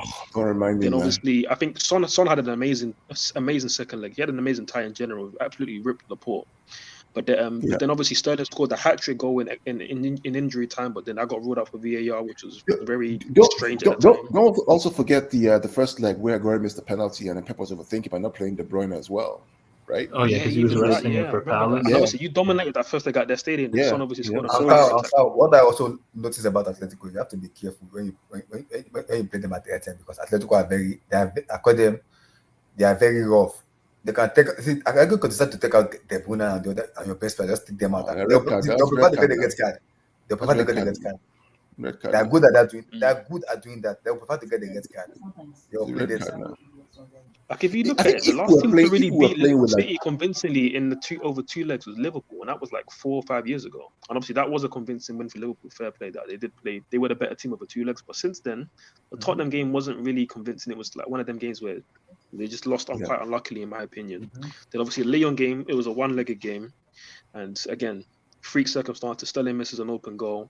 And obviously, last season they got all the way to the finals. So I feel like for Atletico to beat them, that's going to be very difficult. Again, Felix, Griezmann on the counter attack. If they have a big tie, they have a chance, but they need to have an amazing tie just to have a chance. Yeah, like it's all of the individuals. Like imagine, like if Griezmann has like that moment where he has that back post cross to Lodi in the first against United, like just genius individual moments like that. They'll need a whole lot of it against City, like on the counter. To just do anything. It's going to be really interesting. I mean, I'm looking forward to it. I'm looking forward to April and May because I think there's so many games that are really. The thing is, I think Atleti have, if you find them on a good day, like they have the technical quality to like match City in terms of just playing out of pressure, playing quick. Like they do have the players, they do have the personnel, but. The thing is, I don't know. They need to score first, though. They need something to defend with because if they go 1 goal behind its peak, if they go 2 goals behind, the tie is over at any point.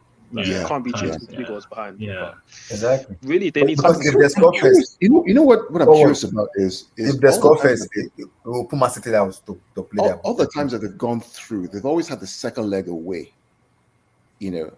All the times that they've gone out, they've had the second leg at home. So it's always it's really interesting that like the Liverpool game. Yeah, like they've had a lot of history on English soil, like the Stamford Bridge in 2014. Yeah, that's true. Anfield, Old Toilet. So. Similar to the point that I made earlier about Chelsea being quite a good team away from home. Like in terms of if we go up in the first leg and the second leg's away from home, we can quite comfortably defend and hit you on a counter attack. That same goes for Atletico Madrid, which is why obviously it's good for them to play at home first leg, get a result like they did against Liverpool 2 years ago, and then do a job at Anfield. So I think obviously playing a second leg at the Wanda, it'll be difficult because again the fans are urging you on to play football and to be more expansive, and that doesn't suit their game at all, especially against Man City. So if they're trying to cheer them on, like they're booing them because they're not trying to retain the ball. And also they try and get a bit brave. They give away a soft sloppy ball that could be like Kondogbia or Rodrigo De Paul or Herrera, Hector, or Hector. That guy, he's terrible. He's not pretty on the eye at all. But it only takes one mistake like that. City in transition, as we know, are a killer team. City in transition are ridiculous. So It only takes one mistake, and that could be the tie over, man. You know what I think is going to be interesting is, let's say Liverpool get through the Benfica tie, which some people are doubting, but we'll see. Is that month They're they have through. to play Bayern twice, play United, Tottenham, Everton, and I think Wolves or someone again within the space of like 21 days or 25 days. I mean, it's that's the Athletic meet either Chelsea or Man City in the FA Cup final again. So yeah, more than like, you know, more than likely. April is going to be very interesting for you guys, Carl, because you guys are playing Liverpool twice, right? Yep. Once in the league, once in the FA One Cup. FA Cup You guys are and playing Atletico twice. That's going to take a toll on your legs. But we've been there before. We've done it before. We've done Paris, done Chelsea, and done Liverpool in 6 days. Nah, I think it's different from Atletico and Liverpool, though. Which is why I say that the first tie at Atleti, you kill off the game. If you kill off that game, second leg is basically almost irrelevant because they have to come out. Where you guys playing the first leg? Etihad. At home. You guys are not good at home, right? We are in Champions League. Yeah. We are good at away. We haven't lost at home since. You guys are better away. When the Champions League, we haven't lost at home since 4 years or 5 years, something like that. Oh, for real? Yeah, they're quite good at home. It's Paris 2-1, Leipzig 6-3. Which one again was it? I can't remember. Last time we lost at home was Monaco 4-2, I think. Yeah, it was Liverpool 2-1 loss in 17-18 when we were chasing the quarterfinal. Oh yeah. No, but like you guys scored a legitimate goal that got ruled out. Oh yeah, 2-1, 2-0 up, and then who knows what could have happened at that point? But yeah, that's football, right? That's football. Yeah, but this year's UCL is more interesting. It's making it more interesting. This year's is more interesting than last year. Look, man, none of these quarterfinal ties are interesting, but the semis can be very good. Like, yeah, the semis if can the be teams, very good. if the teams that you expect to go through, Man City, Chelsea. You get no shocks, but there's always one shot. Who do you think is the biggest? And let me think. Villarreal, Unai Emery. Hey, I'm just saying, man. They do have the tools on the counter with Danjuma and these like Chukwueze. Like to cause problems. Like obviously these aren't great players, but like they're just good tools. And then they have that 4-4-2 shape. It's always hard to beat two banks of four. I really enjoyed that game they played against Juventus, though. I watched the whole game, and I really enjoyed it. It was a performance. Do you know what Danjuma said when I was CBS? He said after the first leg, before they played the tune, that in the dressing room, that Remy told them they will come out. Juventus will come out and play because now they're gonna come out to score the goal. All we have to just be defensive and be clinical. We will kill them before the 90 minutes. That's what Danjuma said. That is what Unai Emery said to them. He said before the 90 minutes, kill off the game because they will come out to play. If they are at home, they will come out to play. Now, all we have to do is be clinical and kill the game off. That's what they tell them. And they get into that match and they kill the game off. That was what they did. They actually gave Juventus the ball in the second leg. Exactly. That was what Danjuma said. He said, and he made Juventus very uncomfortable. They will come out to play. Just make sure we are clinical enough. It was it'll be a tall task, obviously, for them to beat Bayern. Against Bayern, yeah. And if they're doing it against Bayern, oh Lord in heaven. Damn. If they do that, so who do you guys think can be that underdog? Like, because I think Benfica. No, I don't. Benfica 0. Crack. You're smoking crack. Benfica. Tosin, I'll give you the reason I said Benfica. Bro, stop. Yo, I'm lying. Yo, I forget, bro. You've been on this picking underdogs. Yeah, shit. Like, let me be truthful. Get it wrong, bro. I despise Liverpool from my heart. I despise them. They disgust me. Their fans. So. Who does Liverpool play? Enemies. Enemies. We don't know each other. You said Inter were gonna beat Liverpool at Anfield, and they beat them. They beat them. They did beat them, though. They beat them. Well, no, but you did say Salzburg. You said Salzburg were gonna beat Bayern. Liverpool fans, they disgust me a lot. Listen, did you watch the game today? The Forest game versus Liverpool today? Forest missed a chance. They missed a clear chance. They should have beaten Liverpool. I didn't see the game. Oh, you missed a good game. Oh, I mean, they were What so a unlucky, game. and they were Holy cheated match. again. They cheated. The goal that they For real? You watched yeah, the they Forest? cheated. I didn't The watch goal it. that they How scored was it? was Oh, they were cheated. I mean, Forest battered them, man. Not be small. Are you serious? they beat Oh, them. They played battered them them. off the Let me go park. watch the highlight too. I watched the whole game. They were I watched cheated the with game. VAR, offside, and also a Yep. penalty that they should have had. Yeah, they should have a penalty. Yeah. They Why? cheated them again. They cheated them. They cheat them They cheated them. well. They should have had a They penalty. missed some sitters too, man. They missed some skill Yeah, chances, Give bro. it So to they Chelsea. actually played on the Liverpool front kind of foot, remind eh? me. Liverpool kind of on the front remind me. foot. I mean, Obviously, like proper I think transition mentality football. wise, they kind of remind me of like Juventus or like they just have that inevitability about them, like old school Juventus, where they just have that inevitability. Like Marcelo no Lippi's matter how bad Juventus, they yeah. play, Mhm. just always They'll gonna find come a out with way. a win. Yeah, they'll Yeah, find like- a way. Yeah, that Marcelo Lippi's Juventus of 97, 98. They play It's very great. clean. Like, But the yo, thing- but y'all the- remember but that the Arsenal game? Like, I thought Arsenal played a really good game. No, up but Arsenal until- ran out of steam after 60 And then they just ran out of steam. Yeah, Yeah, exactly. round. Like, See, it's hard. See, if you're going to play Liverpool, just like how Chelsea plays Liverpool, we go toe to toe with them.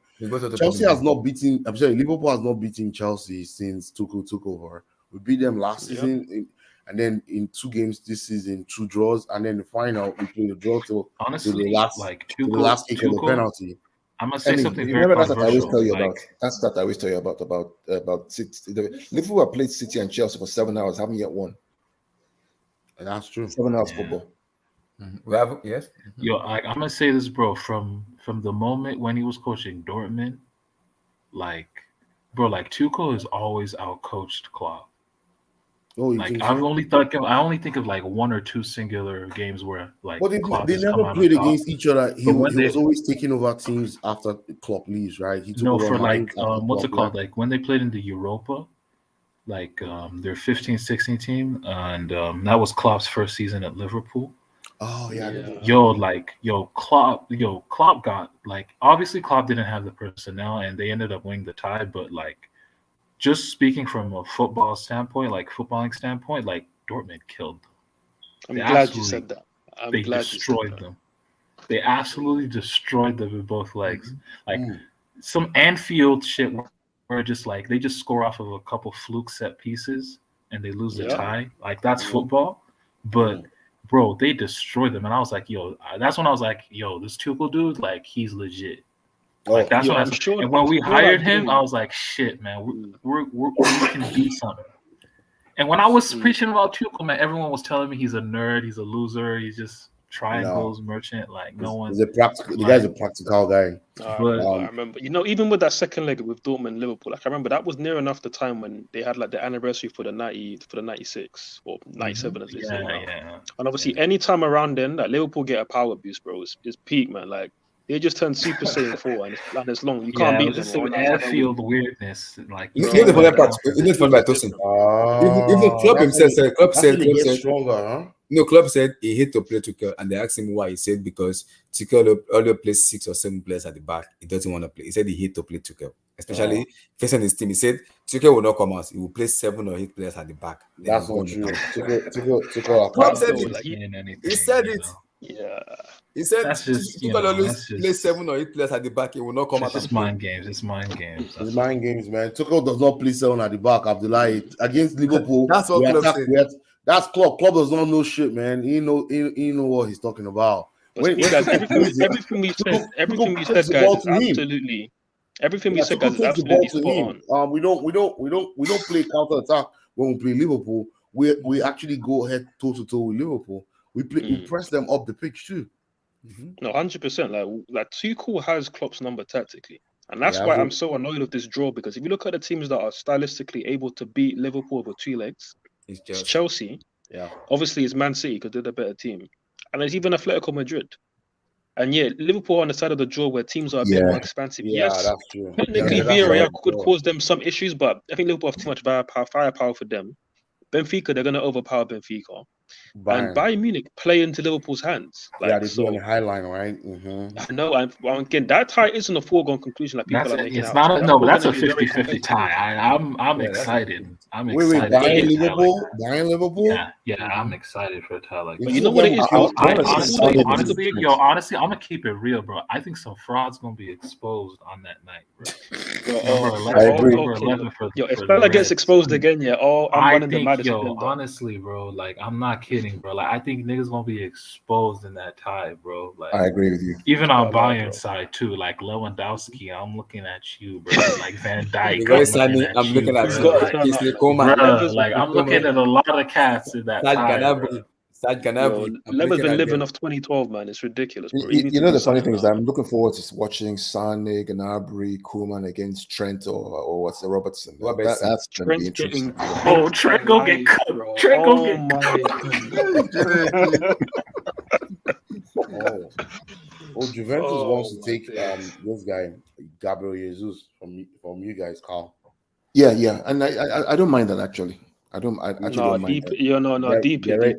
Sane, Gnabry, and Coleman, they're going to be running a train on Trent, bro. It's actually long, bro. That's going to be scary. And then Alphonso Davies overlapping. Oh my goodness, no. But don't forget, Alphonso Davies is fit. It's fit. And guys, when you have to go back to Lewandowski, who is in form, it's game over. I don't see Liverpool getting to the final because they can't pass that Bayern. The only way they get through that to the final is Villarreal, somehow upsets Bayern. But if Bayern wins their tie, it's hard for Liverpool. I don't see Liverpool passing because guess what? Bayern has a striker who is crazy in form, and Bayern is going to play that same Gengen pressing or that crazy metal football. They're going to play with Liverpool. They actually, I can't lie. Would like to do that same thing with Liverpool wants to play. They'll play the same strength football with them. No, 100%. They have a similar style, but I can't lie. Like I need Lewandowski to show me something before I can say he's gonna turn up in a big game because he's still living off 2013, bro. Like in the big ties, he's not really done it like that. So I've got to wait for him to turn up. I'm very sure, but in the Champions League, he's not really done it like that in the big game. He's not like Ronaldo or Inevitable or even guys like Mbappe, Neymar, they've done more in big games in the Champions League. He pulled up at the bridge against Chelsea 2 years ago, guys. Remember? They pulled up at the bridge. We weren't serious on the Lampard, innit? So that don't count. It doesn't count. That doesn't count. It doesn't count. Lampard is like a rookie. It doesn't count. That's true. Lampard is learning.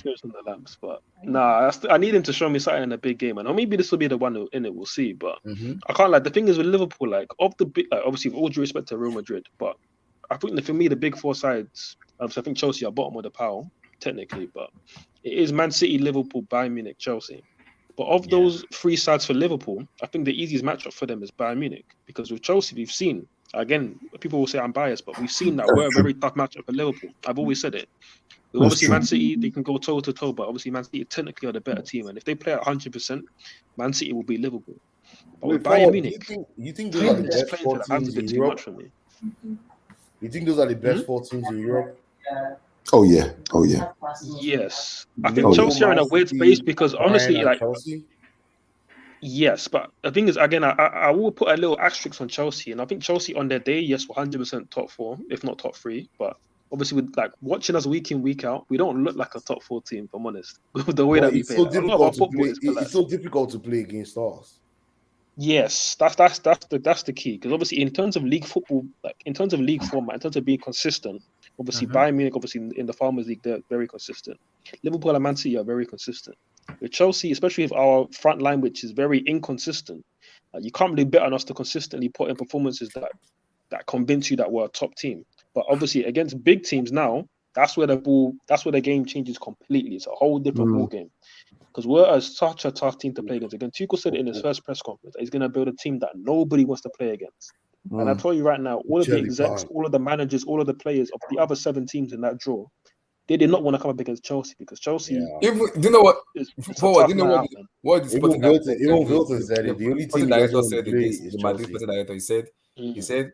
Their dream was to face Benfica, but they said they want to face Chelsea. They said, and I quote him, he said, we do not want to face Chelsea again. We do not want to face them again because now we're gonna go to London. We know they're gonna. We know exactly what to go and this person gonna do. Now we have to prepare ourselves. If not, we're gonna get disgraced. I was like, what? And the worst thing is, with all these sanctions now and everything that's been going on, the Lukaku drama, like we're an even harder team to play when the chips are stacked against us. Like again, when the odds are against us, somehow we draw this like something else out of us. We draw even more power, more belief, more cohesiveness in our performance. And obviously, again, I did like Lukaku. I'd liked the signing at the time, but obviously it's clearly not worked out.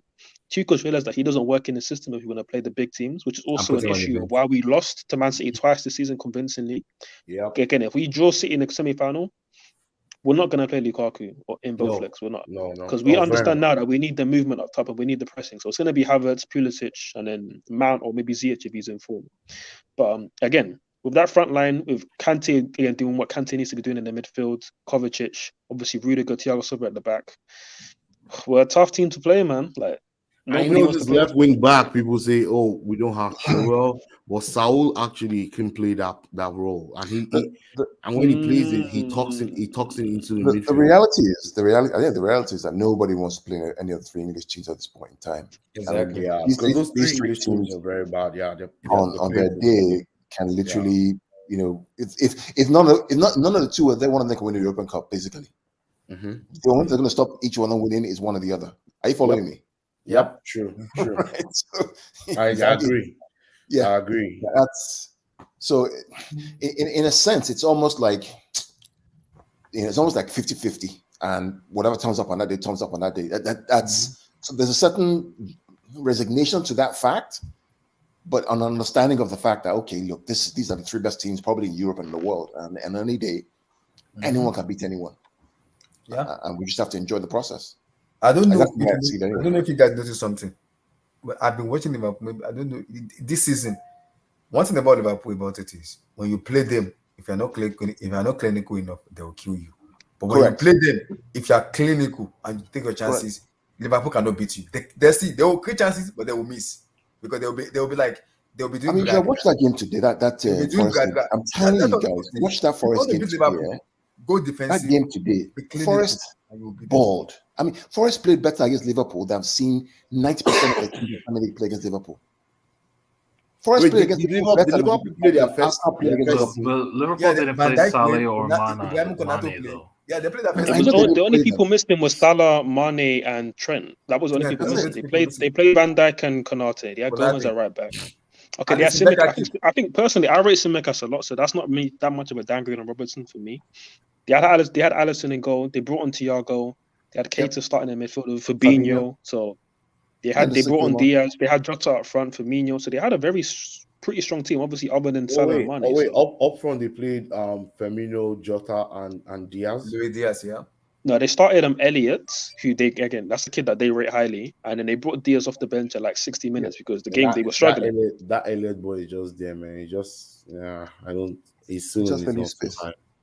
He's in the UK. He's what we call a chav, bro. Like he's just one of them kids you just get drunk at the bar and they try to rough up a man who's 6 foot, bro, and he's just like, what you doing, man? Like that's just a guy you just slap exactly. About, yeah. He's not serious. You saw what he done in the League Cup final, bro, and he tried to step to Havertz and then. Exactly. He was lucky. He thinks Havertz because Havertz. No. He was. Havertz would beat the crap out of him. He was lucky. He was not Rudiger or Costa. No, it was not as if he was lucky. It's just that Havertz didn't want to get a red card, right? Because of course, imagine Trent doing that to Rudiger. Imagine Trent doing that to Rudiger. It won't go scot-free. No, it's this. Rudiger was about to come for him, bro. It was only Milner that was about to come. Milner caught the heat instead, bro. But Havertz, all those kind of players like Havertz, they don't, they're looking at the game from the big picture. I miss Costa. Costa with Trent, it won't go scot-free. Diego Costa with Trent, it will not go scot-free. Costa will tell you, I will get the red card, but you will not continue that match again. Abdullahi, I'm telling you, Abdullahi, listen, I'm looking for Sane versus Trent, Coman versus Trent. I want to see what will happen. Nah, they were just great. We know what's gonna happen. We know what's gonna happen. I'm gonna get undressed, man. Honestly, I'm gonna keep it real, dude. Like Liverpool in that Allianz Arena, I don't trust them in a game like that. I think it could get ugly. it could get ugly. If Bayern find a The last time they went there, they a actually gear? won the game, right? When on their road to the Yeah, but that was the Niko Kovac team. Bro. Yeah, you're that right. Was, you're right. You know, You're right. yeah, like that wasn't even like Flick or Yeah, you're right. And they had chances there too. Let's talk about something. I heard the news. I'm not sure. I heard the report that Robert Lewandowski will leave in Bayern Munich in the summer, and the He's not report very happy said, right now, is he? yeah, he said he wants to go because Bayern are offering him 2 years, but he wants 3 years plus bonuses. So Bayern said they're not going to pay him that amount of money. That is 2 years. he wants 3 years. He wants 3 years and bonuses, but Bayern said they only give him 2 years. He's 33. He's 33. Bro, but the way he takes care of his body, man, it wouldn't surprise me. Yeah, so Nagelsmann already told the board that they should go for Timo Werner. That's who they should go for because they said they can't afford that line because of his money, so they want to go for Timo Werner. What's your take on that, guys? Bro, take him, bro. You can take that bum, bro. Honestly, that would be the best thing that's ever happened to Chelsea Football Club. I swear to God. I can see Werner going Dortmund though. No, I think he will go to Bayern because of the connection he had with Nagelsmann. Nagelsmann doesn't rate him. I'm not even sure Nagelsmann rates him like that. Nagelsmann was the one I think so, Tosin. Bro, you what Nagelsmann said when they won Doesn't Timo have some kind of record? He has some Messi? record now with Nagelsmann now. Some kind of goal scoring record or some. Other than 19. Yeah, but Nagelsmann understands that that's because we played. Like, I remember Ribéry once said something about a winger. I can't remember which winger he was talking about, but he said that it's different playing, with Bayern as opposed to playing with a Stuttgart or a Dortmund, because teams open up against Bayern. Bayern consistently have to beat low blocks and stuff, so it's less space, right? So, Tosin, I don't know. Question for you. I mean, what does Hoffenheim do, or what's the other thing? Is it Gladbach or Leverkusen do to Bayern? They seem to always have that number. Hoffenheim and then Mönchengladbach. Yeah, I don't know why. Is it Mönchengladbach? Mönchengladbach. Yeah. There's something they always do forward. Maybe what they do. They always have Bayern number. What is going on? I don't know. Yeah, it is Mönchengladbach. And Hoffenheim too. Okay. Yeah, Mönchengladbach. They have very just quick, pacey forwards. I don't like that 5-0 game. You've got quite a lot of PMP for a team that's a Bundesliga team. I think that's really what catches up Bayern Munich. Yeah, that Briel and Bolo guy, he went crazy on them in that DFB Pokal game. Dennis Zakaria. 5-0. Alexander, please. Is it Plea or Plea? Whatever his name is. He fell off. He fell off recently, but he was really good. But yeah, they got those kind of players that obviously will cause Bayern Munich issues on the counter. But obviously, that's where, again, when you look at the Liverpool game on paper, again, with the spaces that they offer you in behind, the likes of Salah, Mane, flipping Diaz, bro, Diaz against Pablo. Okay, yeah. I keep forgetting about, they do have players, but, man, Liverpool Bayern got is hitters, just... man. That's just the thing, but... you do make a good point about the Kovac tax, because even that tie, the first leg, that was a very cagey first leg at Anfield. It was a very cagey first leg, I remember. Very cagey, and it only really opened up when Mane scored that amazing goal. Obviously, the long ball from Van Dijk. I think it was just an amazing free touch goal that Mane scored, and that's kind of what opened up the tie a bit. So yeah, I remember that. Yeah. Honestly, you know what? Maybe with Nagelsmann, we could be looking at a different story with Bayern this year. So we'll just have to see. I think that's the kind of tie where you just have to see the form of both teams going into it, because they play back three now. They play back three. I think format, I don't know, man. I don't know. Liverpool's forwards, they're just not super efficient to me. Whereas Lewandowski and Muller, they're the brains of the attack, while they let they let Sane and Luis Diaz versus one thing I will say though, this season Leroy Sane has been playing more of an inside role. He's been playing more in central areas. Almost and in a 4-1-4-1 shape, he's one of the players inside, and I don't think that's something you can do against. It worked well. It worked well when they had Alphonso Davies, because I feel he had more space. because Alphonso Davies is really good at stretching the field. But like, I don't know, man. Like, I just think it's secure enough I to don't think work in a Chelsea, I don't big think you can game. do that against Liverpool because Yeah, you what can't will do that. happen is that Sonny will lose the ball and he will get counter pressed. And it's gonna it could be ugly. So just play him I don't left know, against. man. I'm looking. You know what I'm looking Because for? the guy, I'm looking- dude, Nagelsmann is literally out here playing FIFA formations, bro. Like, you I know when swear you to play God. with your boy on FIFA, bro, he plays like 3 at the back, but then it's like 7 attackers. Exactly. Like, bro, that's literally what Nagelsmann is doing, bro. Nagelsmann, Like, yeah. I don't. See, you Nagelsmann can't is get just away with that against proper teams. Like, you can get away with it against well Bundesliga structured. teams. man, when they did that shit against Salzburg, when they did that shit, man, that's some. Man, let's look at that. That's some dumbass shit, bro. That, like, that's another Bundesliga 6, team, bro, 7. really. They Like, put 6, 7 goals, bro. Yo. Nah, that was crazy, man. But, The way again, Bayern like, be even pummeling Salzburg, teams is like, crazy. Salzburg created a lot of chances against them over both legs. I watched both legs. Yeah, but Salzburg they had a misses, lot they of misses, chances, man. and they miss.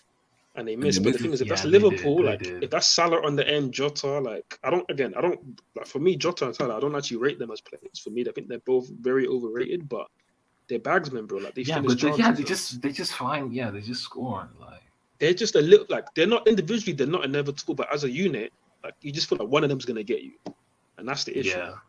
Yeah. We'll see. But the thing is, Bayern have the firepower to respond. Bayern don't care, bro. Like, Bayern could be down. Like, Liverpool can have like a hot start to a game, like against Atleti at the Wanda, where they were like 1-0 up, or like, go 2-0 up. But Bayern will just keep coming, bro. They won't stop.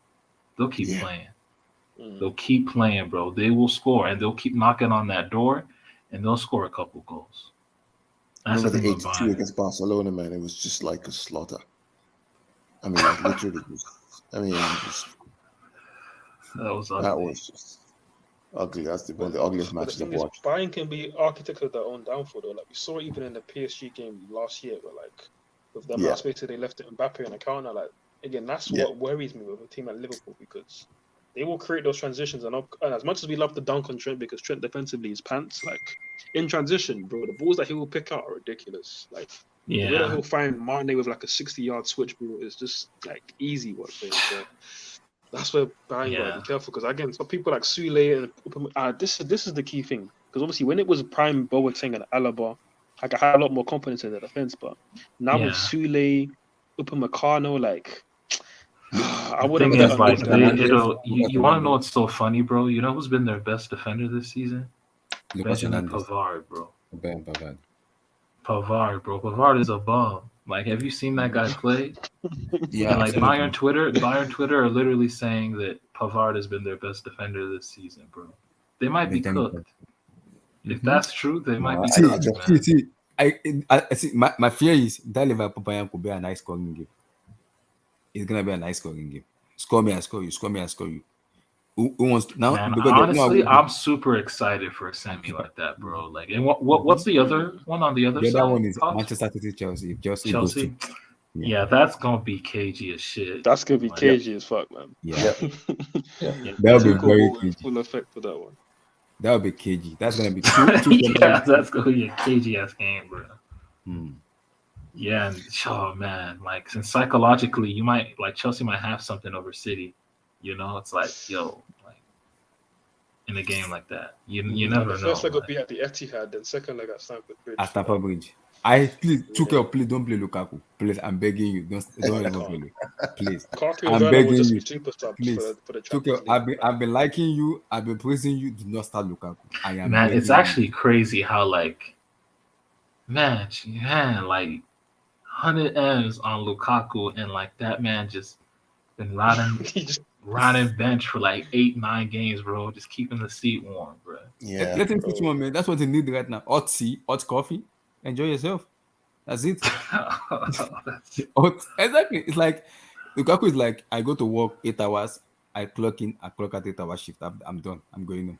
That's Lukaku for you. It doesn't do anything. Just clock in and clock out and go home. That's what he does. Bro, like, I'm gonna keep it real with you, Tosin, bro. Like, Chelsea is the resting place for all strikers, bro. Like, strikers come here and they just die, bro. Like, that's just the way it is. Like, unless you're the realest of the real, like a Didier Drogba, Nicolas Anelka or Diego Costa. Like you die here, bro. Like Morata died, Torres died, Werner, he's been dying, bro. Like they all just come here and they drown. Like it's long. Gone, yep.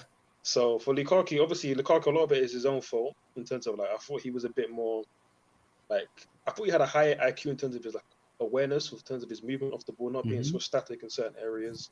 Obviously, we know his touch is limited and stuff like that, but obviously he hasn't adapted well to our system. I do also put some blame on Tuchel because he hasn't really adapted the team to him in terms of like actually playing Havertz off of him because Lukaku needs somebody close to him to operate with. That's why he worked well with Lautaro Martinez at Inter. And even at Everton, like Roberto Martinez used Barkley very close to him, and that's when Barkley was getting like comparisons to Rooney and Gaskin and all of this nonsense. But he was actually playing very well off Lukaku. But obviously with Tuchel, he hasn't really done that. He's left Lukaku isolated with like Mount to one side, who's not really a natural attacker, and then Pulisic, who's very, very selfish on the other side. So it hasn't really suited his game style. But obviously for these knockout games, yeah, Lukaku and Werner, they're going to be riding bench and going to be purely just a counter-attack thing for them. Like, and obviously, like for me, I feel like the second leg at the Bernabeu, we can probably see Lukaku cook because they're going to be chasing the game. We're going to be sitting back. I think we're going to be 1 or 2 goals up. And then you bring on Lukaku, 30 minutes left to play, and Lukaku's running at Alaba and Nacho or Carvajal. Like, we could eat in that situation. So, obviously, from the start, against teams, especially like against a team like Man City, there's no way Lukaku starts. Because, again, Gundogan, I would love to hear your thoughts on this, but for me, again, I think I've said it before. I've said it before that many times that Lukaku starts with we win. In fact, the 2 games of the season, I said Lukaku starts, we win. That you know what annoyed me most? That match we played in the Premier League, Havertz was on the bench and Tuchel literally played Lukaku in the first and second match. That annoys me. That pissed me off. That literally just pissed me off. Like Havertz is warming bench and Lukaku is missing. See, so now is it a hindsight is 2020 thing now with like? Well, he did it twice, right? Havertz so Havertz is now the center forward of Chelsea. He is now. He is. Yeah, it's complicated, Tosin. But okay, with the first game, it's definitely hindsight because first leg, like Werner was in slightly decent form. By decent form, I mean he had like a good game midweek. And obviously for Chelsea, again, with how shit our attack is, if you have one good game, you're the informed guy and you need to start. That's why Werner started alongside Lukaku. And like on paper, it didn't look great, but we thought we would see how it worked. It just didn't work. City completely destroyed us at the bridge, and they should have won by more. So that was kind of that was a 3-5-2. Yeah, and like there was just no connection between the midfield and attack, so it just didn't work. Also, Reece James got injured in that game.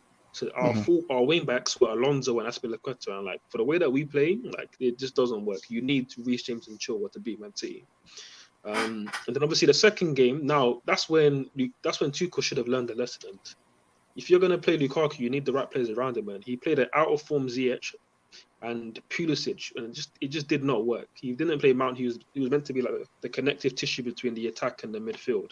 And then our wing backs that day again was Alonso and Azpilicueta. Alonso got absolutely destroyed by Sterling. Like it was a baptism of fire for him, bro. So yeah, man, I think Tuchel's learned his lesson. Lukaku won't be playing any of these big games. Like he just can't. He can't play none of these big games. He's gonna be on the bench. Even in the FA Cup, I was surprised Lukaku. See, in the FA Cup, Lukaku played all the match. Havertz was just one member. Like Havertz just enjoy, just one member. I think the other thing too, Pep has done this year, especially against Chelsea and Liverpool, is that he hasn't played inverted wingers. He played more. Yeah, he's played natural wingers. He's played Foden on the left and Jesus or Sterling on the right, which means that he stretches the opposition's defensive line to create those half spaces so the number 8s can go through.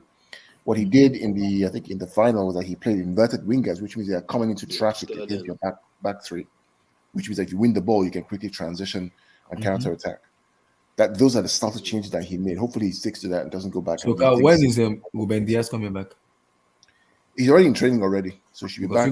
You guys miss that guy. You guys miss him a lot in defense. I'm not sure, actually. To be honest, and let me explain why. Right. So what we gain with Ruben is a very good tackler, right? But we lose by having Ruben is our distribution. So Laporte's left side bias, Stone's right side bias. You have the ability to switch the ball very quickly. With Ruben, you don't have that ability. He loses the ball very easily because he can't pass as well as Stones or as Laporte. So what you gain with Ruben in terms of his doggedness and his defensive leadership, you lose by the passing ability. of Ruben. Which So which would you prefer? Oh, it depends on the game we're playing. It depends on the game we're playing. If we're playing like a Paris, I'm going with Diaz and Stones. If I go with Liverpool, I'm playing Diaz, and so we're playing a low block Southampton or like a Wolves. I'm playing Laporte and Stones because Laporte can switch the ball very quick from his left side to the right side. His diagonal switches are very, very great. I think he probably has one of the highest completion rates of diagonal balls from a defensive player in our team. So it all depends on the team we're playing. Yeah, that makes sense.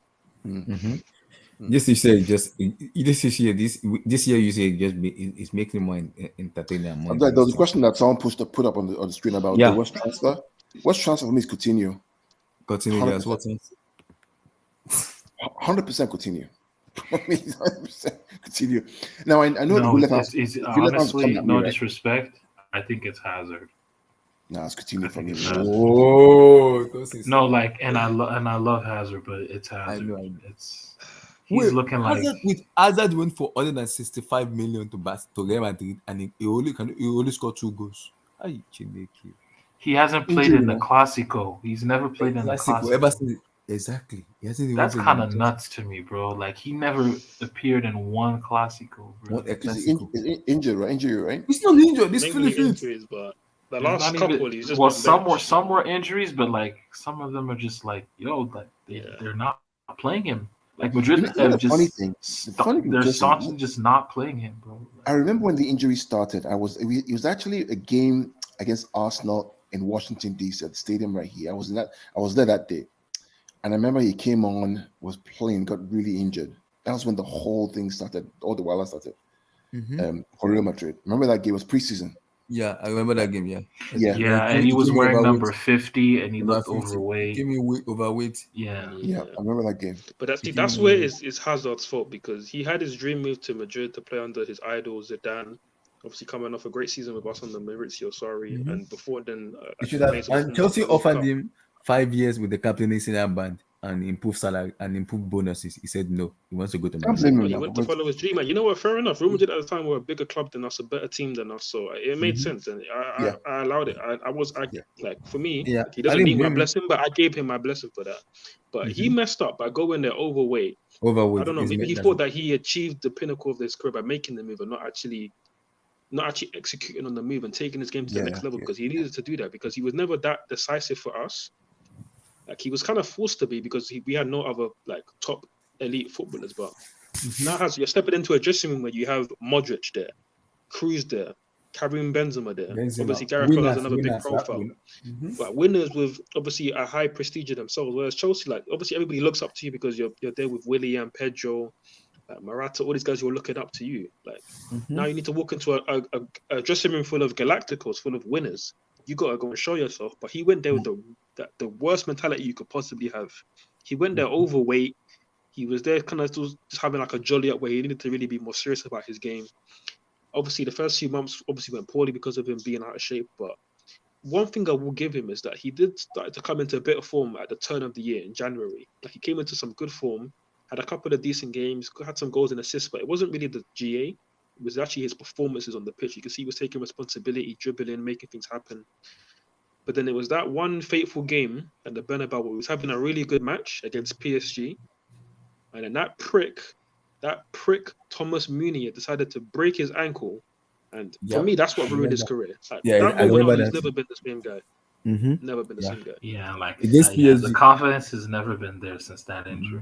Yeah, it's that explosion like that. Like, what Hazard was known for was just that explosion where he could get you on like the 12th turn, and then boom, he's gone. Like, and he could get his body in the way of you wouldn't get the ball back. Like, exactly.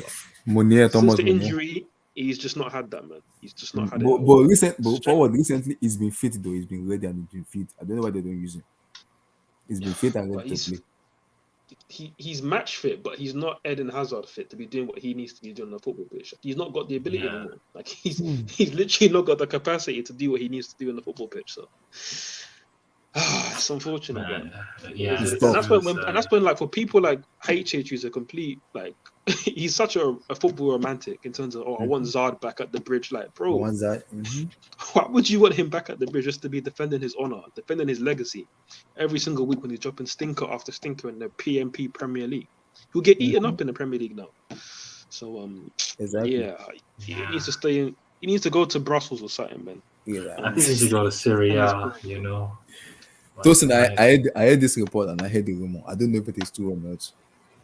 Neymar Junior to Newcastle United.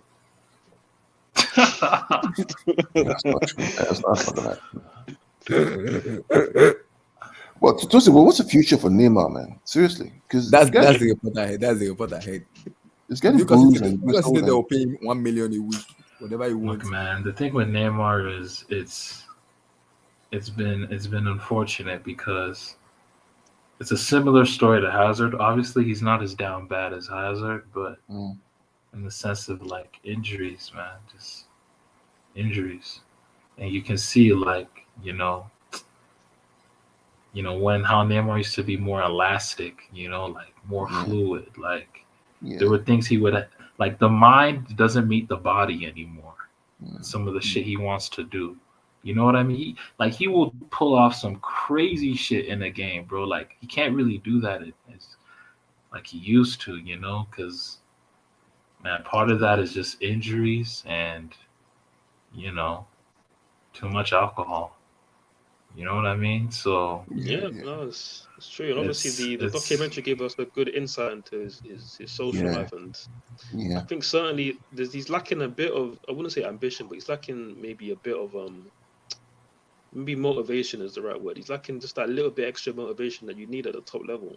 And unfortunate for him, it's just not really there. The thing is, like, you know what? Like, I just think like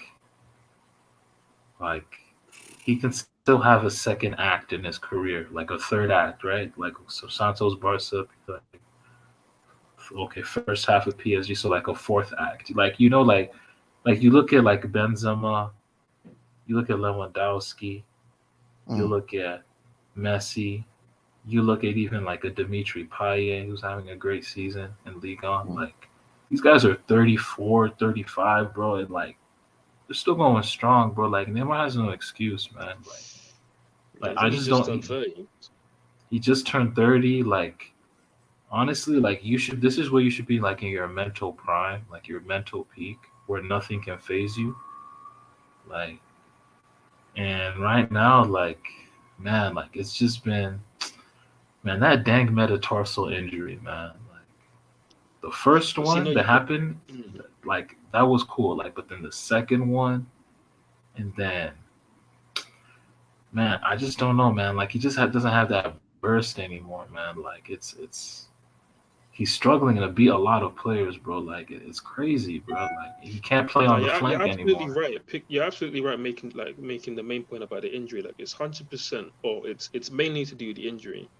But like you make a good point about the motivation, because like I just thought, like, again, when he came out and said that, I don't know if I want to continue playing football anymore. I might be done after the Qatar World Cup. That's a major red flag for a player like Neymar. Like the fact that he's already thinking about giving it up again after every single time Brazil go out in a World Cup, he's thinking, "Oh, what's left for me in the game anymore?" Like you can't be talking like that in your late 20s. Like your mindset needs to be more than that if you want to still be achieving big things at the highest level. And for me, when you've already got one foot out the door in terms of your footballing career, certainly at least at the elite level, then how can we really expect you to then have a third or fourth act like a Benzema has or Lewandowski has? Because these guys had something left to prove to themselves as well as in their football teams and on the look how down bad like Benzema was, bro. Like in 2016, 17, 2018. Bro, he was just like he was fat. He was fat Zuma, bro. He was just fat. He was fat as shit. Yeah. Like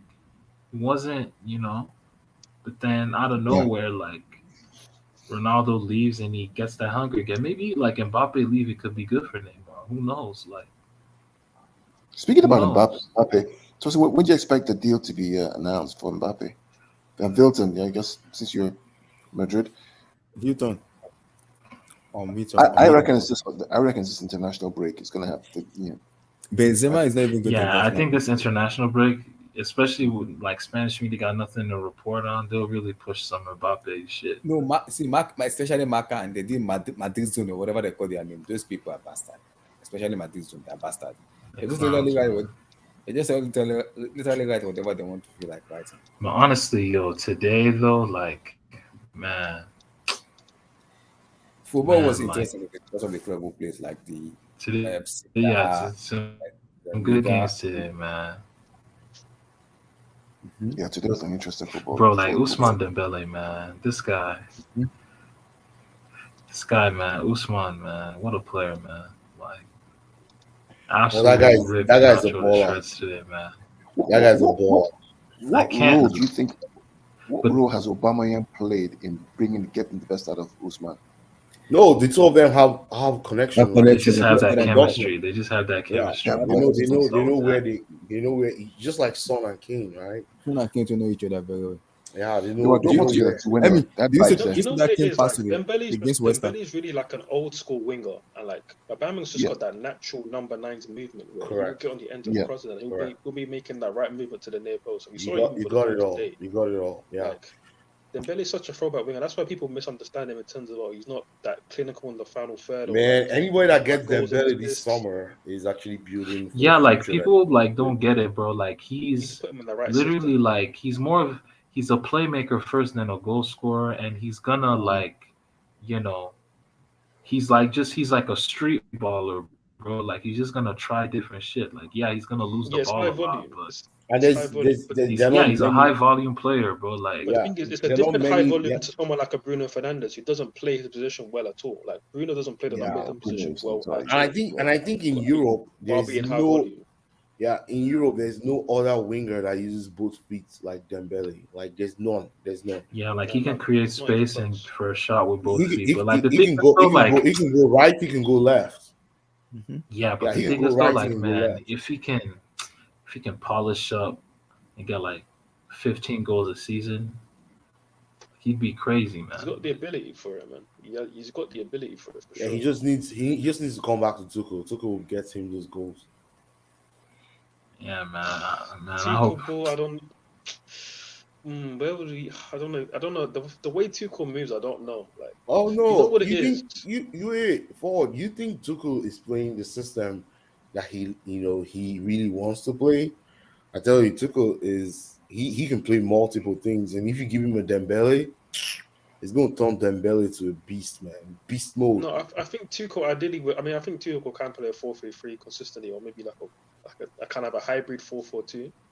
He can play 4-1-4-1, 4-3-3, 4-2-2. My issue is less how Tuchel would deploy Dembele. It's more a case of if we're building this team around Kai Havertz, which I still have some questions about, but okay, he's in great form now, so let's see how it goes. But if we were to do that, for me, Havertz is a better version of Firmino, but he's still kind of a Firmino type where he can't be the main goal scorer in a team that's trying to challenge for a league title for me, especially against Pep Guardiola and Jurgen Klopp. Like you need goal scorers alongside him. But who's City's main goal scorer though? Who's City's main goal scorer? Well, City are just so much more talented than us. That they have so many guys who can contribute with 10, 15 goals. Like Sterling will contribute, Bernardo Silva, Riyad Mahrez, Kevin De Bruyne will do his thing. Nobody in City scores 20 goals. They just score like 12 goals, 13 goals. 10, 15, 20s. Whereas Chelsea, can I bet on Pulisic to get 10, 15? I can't. You know, I love Hudson-Odoi, but he's definitely not getting to 10, 15 goals in a league season. Mason Mount might be able to. Havertz might be able to, but that's it. Like again, I don't think I can really. Ziyech could, but I just don't think it's enough. Yeah, I think if Chelsea gets Dembele, which I'm actually pushing for, he'll create a lot of chances and even get himself on the score sheet the way Chelsea actually does and play. I'm really clamoring for Dembele because I don't see any other. People are saying Kingsley Coman. But I prefer getting Dembele. Dembele is actually he's so good. Like he is so good. I think if we get Dembele, we need the flair. Like honestly, like again, watching Chelsea week in week out, we need. We need the creativity outright. Yeah, for sure. Like forget even just winning games. Like I just need somebody to entertain me and get me off my seat. Oh, you want Hazard again? You want Hazard?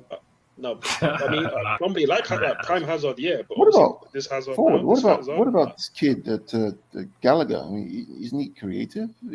Yeah. Gallagher is coming to the team next year for sure. He's not a Sure. creative player. He just looks like a runner. Like Wait, he's a Abdullahi, runner. are you here? Before you leave us and go and cook a bar.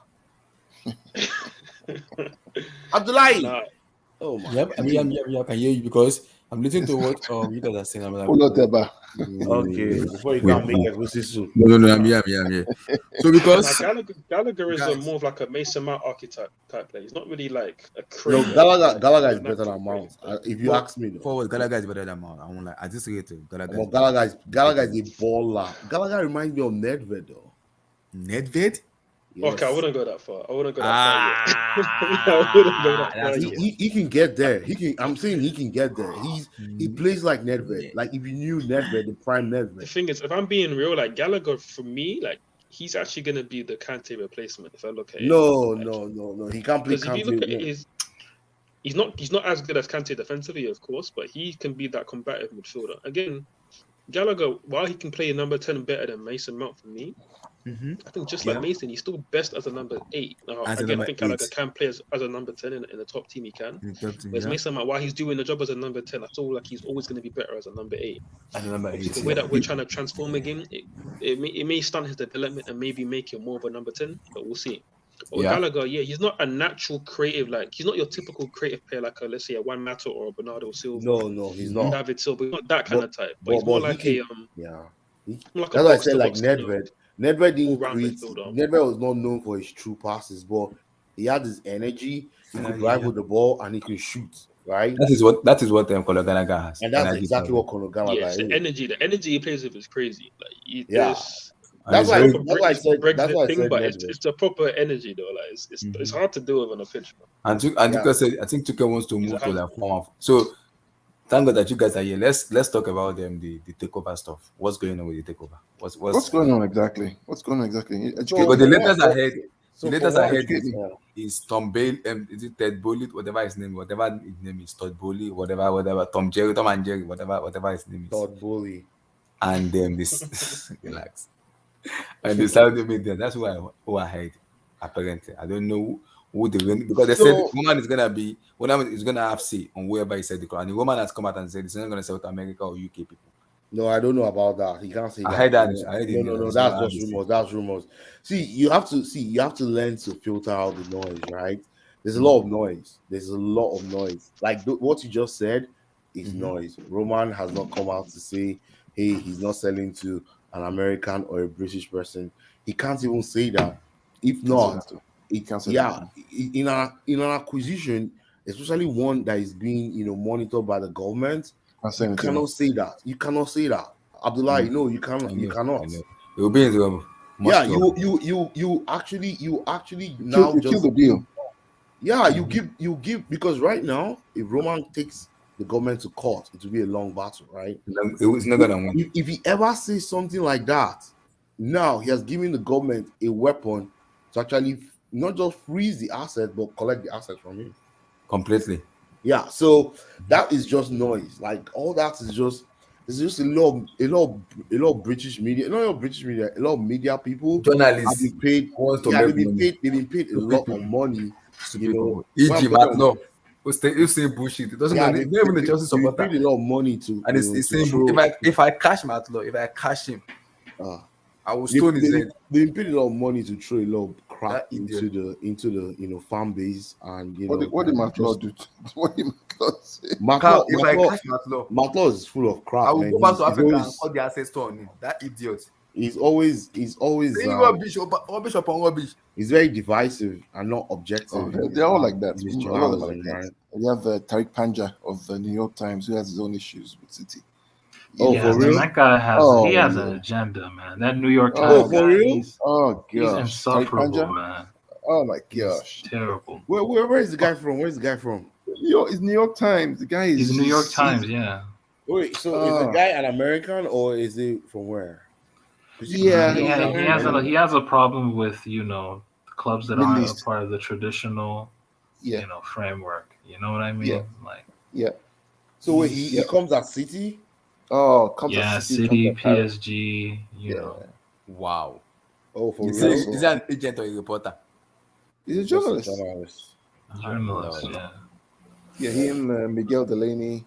And they I've heard about Oh, Miguel Miguel Delaney. Delaney is I've heard Miguel about Delaney that. is terrible, man. I heard about that one. Yeah, I know. I heard about He I is heard about terrible. I heard about Miguel. So I'm not the only one. I'm not the only one.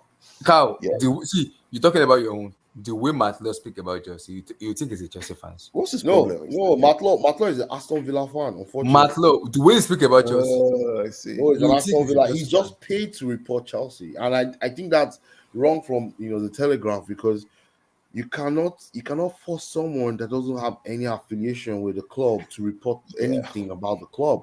So what Matlow does is he's hunting for the bad news. Like he's and he's just hunting any little thing that comes Matt Law out. caused the fight He between explodes Marcos Alonso and Antonio Rudiger with Arrizabalaga Kepa. And that idiot did not apologize till now. No, he said he doesn't have any reason to apologize. He said, look at that bomb-ass idiot. He carried, and the first day I saw the guy, I was like, "Oh, you really look like your news, bro. You look like your news, big time. Your news bullshit. You look like crap too."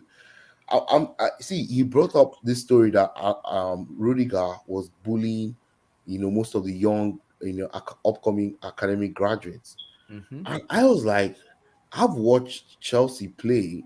And after the game, I see how they're hugging Rudiger, and Rudiger is hugging them, and they're all playing and all that.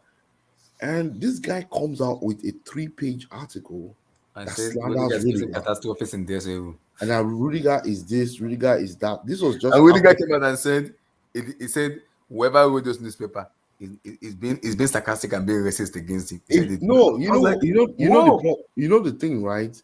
After he wrote that, the whole fan base was like, well, Rudiger looks like that kind of person, blah, blah, blah, and that was when Francis just got sacked, right?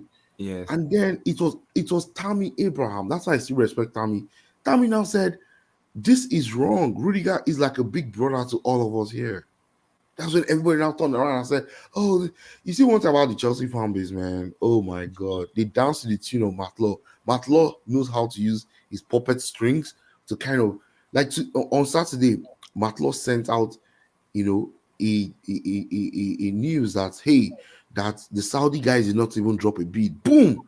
Even my friend Abdullahi was panicking. Abdullahi was what's going on now? Abdullahi was ranting the whole social media. I beg. I was like, Abdullahi, don't you understand how these things go, bro? Guy, you need to relax. Came back, I was like, Abdullahi was like, no, Amy, it seems you're going to America. It seems like I told him, Abdullahi, you know that Roman still has the finance. He said, hey, but now that the Saudi people did not show up now, and Roman will end up giving like Abdullahi, relax. I don't like America before. Like all they know is all about endorsement. Relax. He annoys me a lot. Relax. I also told guys on this thing. There's a group chat on Twitter. I said, relax. So at this moment now, we don't know what is going about the report about Nihona. We might possibly this coming week. I think what I'm hearing is they want to wrap up the deal by April 1st. April 1st, yeah. Yeah. Because the new owners will show up on April the 2nd against. Yeah, they said by April 1st, Chelsea should have a new owner. Yeah, wow, dang. On Who Friday. do you guys want it to be? Who do you want it to be? I want the Saudi Media Group. Saudi Media Group. Oh, you guys want the oil? Listen, Arab money is sure. Go to Dubai. Arab money. Hi. Don't you see Saudi trending on Twitter like for the past 2 weeks? Arab money. You think it's just because of something they did? Y'all gonna be styling in the summer, man. Listen. Arab money is the surest path out of everything. Arab money. Go to Dubai. Do you know how much? You go to Dubai. Do you know how beautiful Dubai is? And that's Arab money. Dubai. That big Arab. You left from Roman Abramovich to Arab money. Ah, you Lord in heaven. I will buy everybody. I will buy Mbappe. I will buy Haaland.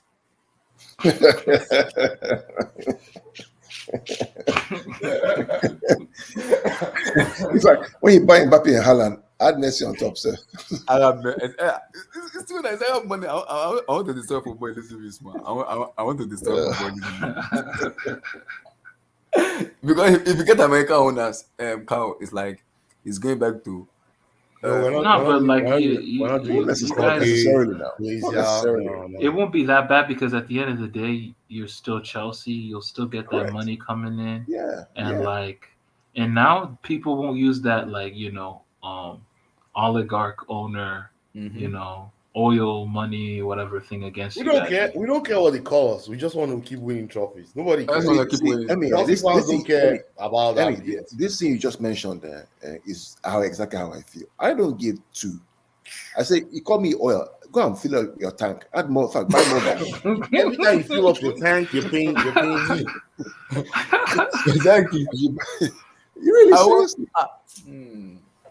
You know, Look at you, Man City spend money wisely and they use brain spend money. maybe That forward. is I not don't know where they're efficient. from forward. I don't know, Efficient. but maybe it's a Niger thing. It's a Nigerian thing. We just don't care. Yeah, man.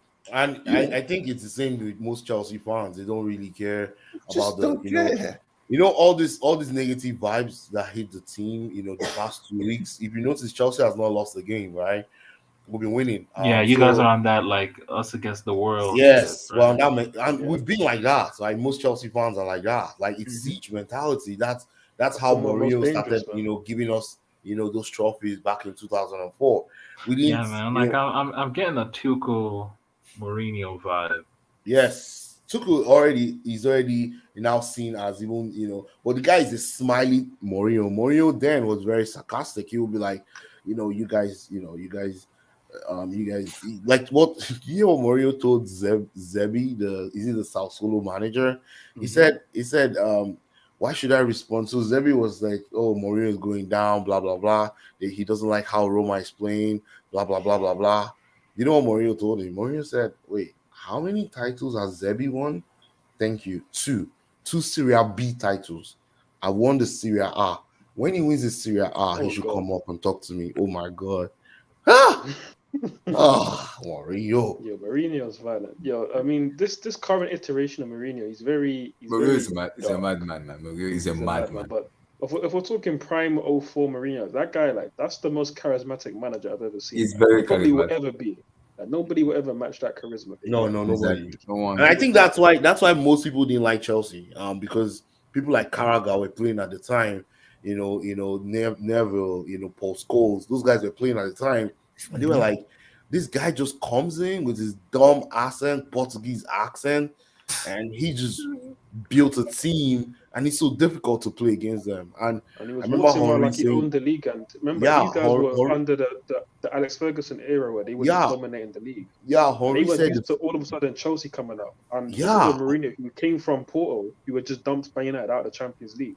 He comes to Chelsea, he buys his own super team, dominates the league for 2 years. Like they didn't like that. They were salty as fuck seeing that happen.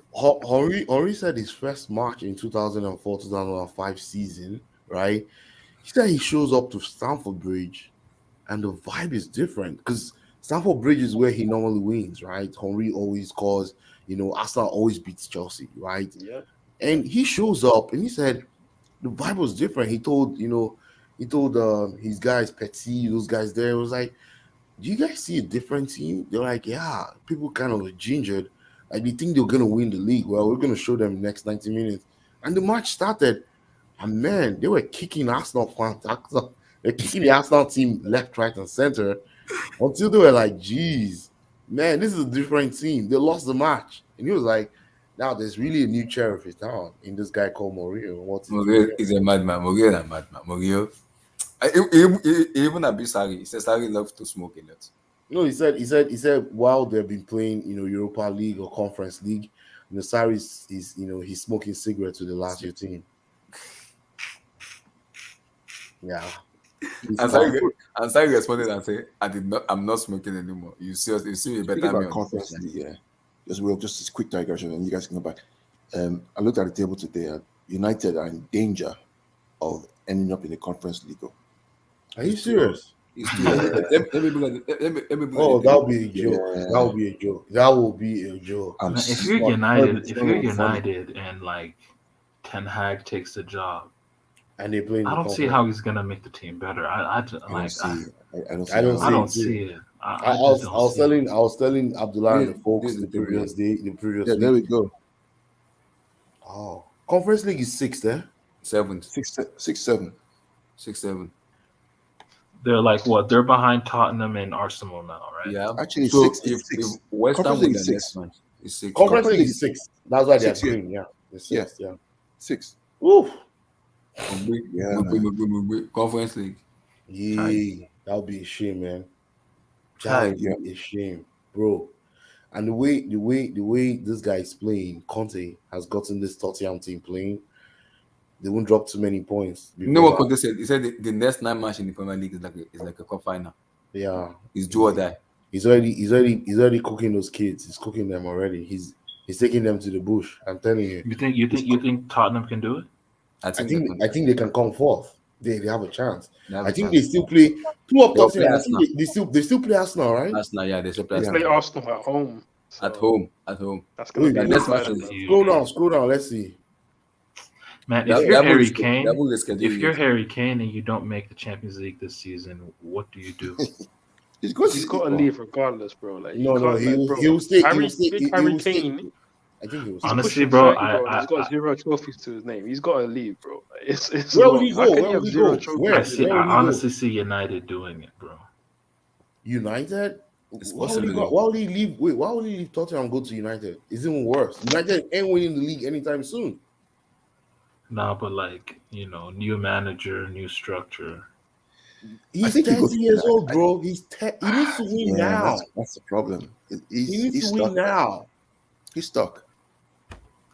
Guys, And guys, City are on Holland too. Like, I just saw something No, now. Chelsea. Unless he goes to Liverpool. Unless he goes to Liverpool. said, he said after the post match, You know, he said, if Liverpool do sell Salah, there could be a move for Kane to go there. You know, that's true. That's the only way he can win a trophy in England. Unless he wants to the go thing abroad. is, Kane should leave. He should leave the Prem. Like, he should be willing enough to leave the Prem. Like, So And where guys, will he go to? guys, Where will wait, he wait, go guys, to? you know the scary part. The scary part about it is He can't go to hey, Madrid. man, You know, if the he news can ahead. come to Paris. He can come to Paris. The news Paris? ahead. The person that no, the news ahead is like is a very tier one source of that Tottenham Hotspur. He said if Harry Kane leave in the summer, that Conte has already told Daniel Levy, I want to get Victor Osimhen. That's what he said. He already told Daniel Levy, if you're gonna lose Harry Kane, you're rather gonna be someone that's gonna be a potential goal scorer. That is Victor Osimhen. That now I'm worried. That's what I want in my club. Wait, Then who said? Who Thomas- said? Wait, what did you say? Sorry, No, repeat that. there's a reporter. It's like a Mhm. tier one sports. It's a tier one sport reporter. He said that Antonio Conte has already told Daniel Levy, if Harry Kane goes in the summer, my perfect replacement is Victor Osimhen. But If you're gonna list a potential goal scorer, they will have to shell out 120. Bro, they Yeah, have he to said- sell he said out that- 120, 130 million. he said that That's he not said they will sell. happening. He It's said just they will not sell. happening. The report said they will sell. They will sell Victor Where Osimhen. would Tottenham get that kind of money? They don't Abdullah, I have gotta, that money. I gotta go to bed, man. All right, man. Okay, my brother Carl. Thank Guys, But the you. problem is let's- 150. Don't catch up this week now. Yeah, Let me- yeah. let's- I think I will do what I love for Nigerian match. Oh. the Nigerian Okay. match, yeah. Bro, man, they want niggas to die out here with that game, man. Come on, man. Man, Yeah, guys. FIFA are wicked, man. Like, You know, Ghana has not released their team yet. I saw no, the- I but saw the guy- Boateng isn't Prince Boateng gonna be on? No, the team? the coach. I saw the news that the coach just landed in Accra, Ghana today. Chris Hilton, he just landed today. Wait, who is the coach? Chris Hilton, former Brighton coach. He's not the coach. I think he's like an advisor or something. That's Or what is they he do in the Nigeria. caretaker? Yeah, he's like a technical advisor or something. Technical Yeah, advisor. something like that. So Yeah. I don't know where they're gonna release this score because they play on Friday and it's Good like luck today's what. to them. I don't care about them. Phew. I don't We're think- gonna smoke Look, them. man, I'm if not we sure about lose, I've watched They're them gonna at smoke Arsenal. them. They Come on, like, bro. you can't lose to them, lot. Like, bro, I'm telling you, like, bro, like that stadium that they're gonna be at, bro, they put 6 past Egypt in that same bro. Oh, Do that's you trust these? Do Stadium? you trust these guys, man? You trust Awoni and these cats, man. No. We are going for there's Victor Osimhen. Alright, and man. Dennis Nko. And You Ademola Trust, Lookman. I don't even know if I trust Osimhen in a game like that. man. No. I love Osimhen. I see. Nigeria is going with their whole arsenal of stars, man. You know, it's not. They're not playing with that match. They want to kill it in the first leg, actually. I don't think Ghana. You I know don't how think hard. Oh man. Okay. Nigeria has not beaten Ghana in Ghana. I think for the last 10 or 15 years. It's been a long time. The last time we went there, we beat them. I think it was the 2002 qualifiers. I think that was the last time we beat Ghana in Ghana. That was a long time, more than 20 years. Yeah. And if this happen, guys, am I going to shock? No, Yeah, it's going to be a good game. Portugal, Italy. If Ronaldo doesn't make it to the World Cup, oh my god! It's okay if he doesn't make it. The man should go and honestly, retire, man, man. the more that game comes up, the more I favor Portugal to win that. You think so? Yeah, like if Portugal get through Turkey, Mhm. they'll be hyped. Like they'll take that and ride with that. Like Renato Ronaldo Sanchez is a will be big, back. is a big name player, man. But guess what? Also been- Italy has never missed a back-to-back World Cup in the history of the World Cup. That's true. But That's the very problem true. with Italy, is one problem only. They don't have a number 9, man. Yeah, they don't have a number. They brought this guy, is it Joan Mario or whatever his name is? There's Samaska, whatever his name Oh, is. Scamacca. Yeah, there's Joan But Pedro. come on, bro. Like, yeah, Joan Pedro. oh, João Pedro. Wait, João Pedro Pedro. is Italian? Yeah, Italian. Yeah, They nationalized him. they nationalized him to Italian. The squad is out of. Italy these days, that's what they're doing, man. Joan Pedro, there's catching this Latino Samaska, guys. whatever his name is, Samaka. Whatever Did Balotelli get called up? No, they didn't call Balotelli. Yo, he's done, man. You guys are trying to. They could see like they was gonna call it up for this qual. I was like, are you gonna talk about Balotelli? You guys are trying. You guys so dreams. Because we saw him in the training with Mancini. I was like, are you gonna call Balotelli here? Don't do this to us. Don't call. I don't want to see why Lewis Smith, Super Mario. Please don't do that. Please don't do that in the World Cup qualifier match. Pull up your shirt and be like, why Lewis Smith? Or do you guys miss me? What the heck? Balotelli is a madman. But nobody. He's 31 years of age and he's still balling. Man is he's playing in Serie B. Serie B. Oh Lord. Yeah. Chineke. Balotelli career has deep down, man. Has deep down. No, Balotelli has made enough money. I think. I remember the Inter Milan era when he was playing under Jose. When he was playing under Jose, then Jose was like, he said, He was a clown. He used to prank. He used to take a dump in players' shoes and stuff, bro, and players' cleats.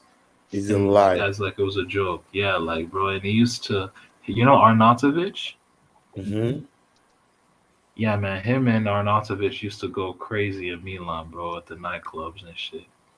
Like, wait, did he play for AC Milan? Did Balotelli play for AC Milan? Yes, no. Oh, yeah, yes, he did. After City, yeah. Because he went from Inter, AC, Man City, Liverpool.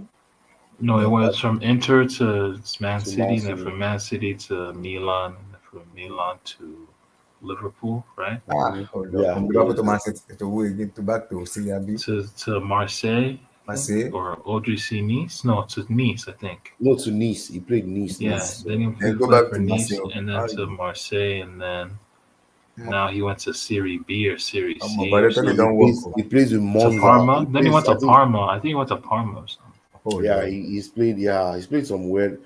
He's a good journeyman, man. He's been around the block, bro. Yeah, he's been everywhere. So somebody asked me a question. He said, I should ask the panel. He said he was the starting 11 for African team, African Exile. Wait, African Exile starting 11. The players that were born from African parents but don't play for Africa. Well done. Let me see. He said he asked me the question. He said I'm dodging him, and I was like, I'm not dodging him. Let me pull up his Scotland house. He said he wants everybody to answer. Yeah, there are a lot of good players. Most of the French team actually are African descent, right? They'll probably make most of that. That bulk of those. This is what he said. Do you give me your African dream team? Man, we can do it in another episode. African dream team. I don't know. I don't know. I thought he meant like right now. Oh yeah, African dream team. We'll be going back to the 80s and 90s. So. Yeah, that's too much, man. That's way too much. Dream team. That one foul. We keep foul. Yeah, you might have to dedicate a special episode to doing that. You need to be drawing up a lot of databases to be able to That's our way too much. You know long what we time. could do? You know what? For a special episode, you can make it like a draft. So like you have 4 or 5 people, and then you pick one each, taking turns to go around till you Yeah, make your full Maybe 11. we'll do that tomorrow. We'll do that for tomorrow. Africa. We'll do that tomorrow. Hey Then guys, I gotta go, man. It was Alright. nice hanging out. Yeah, same. Yeah, Have a good it's night. been good. Yeah. Yeah, We'll talk we'll do that football tomorrow. this But week. the African dream team, we'll do that tomorrow. We'll pull up. We have to pull up some receipt of like early 80s, early 90s. Oh Lord help us. Ucha? Who can I even remember? I've forgotten. Kanu, Taribo West, Babangida. Peace, guys. Peace. God bless everybody. I really appreciate you guys for coming in. I appreciate you guys. God bless. Thank you and have a good day. Peace out, guys. Peace. Take it easy, Peace. bro. All right.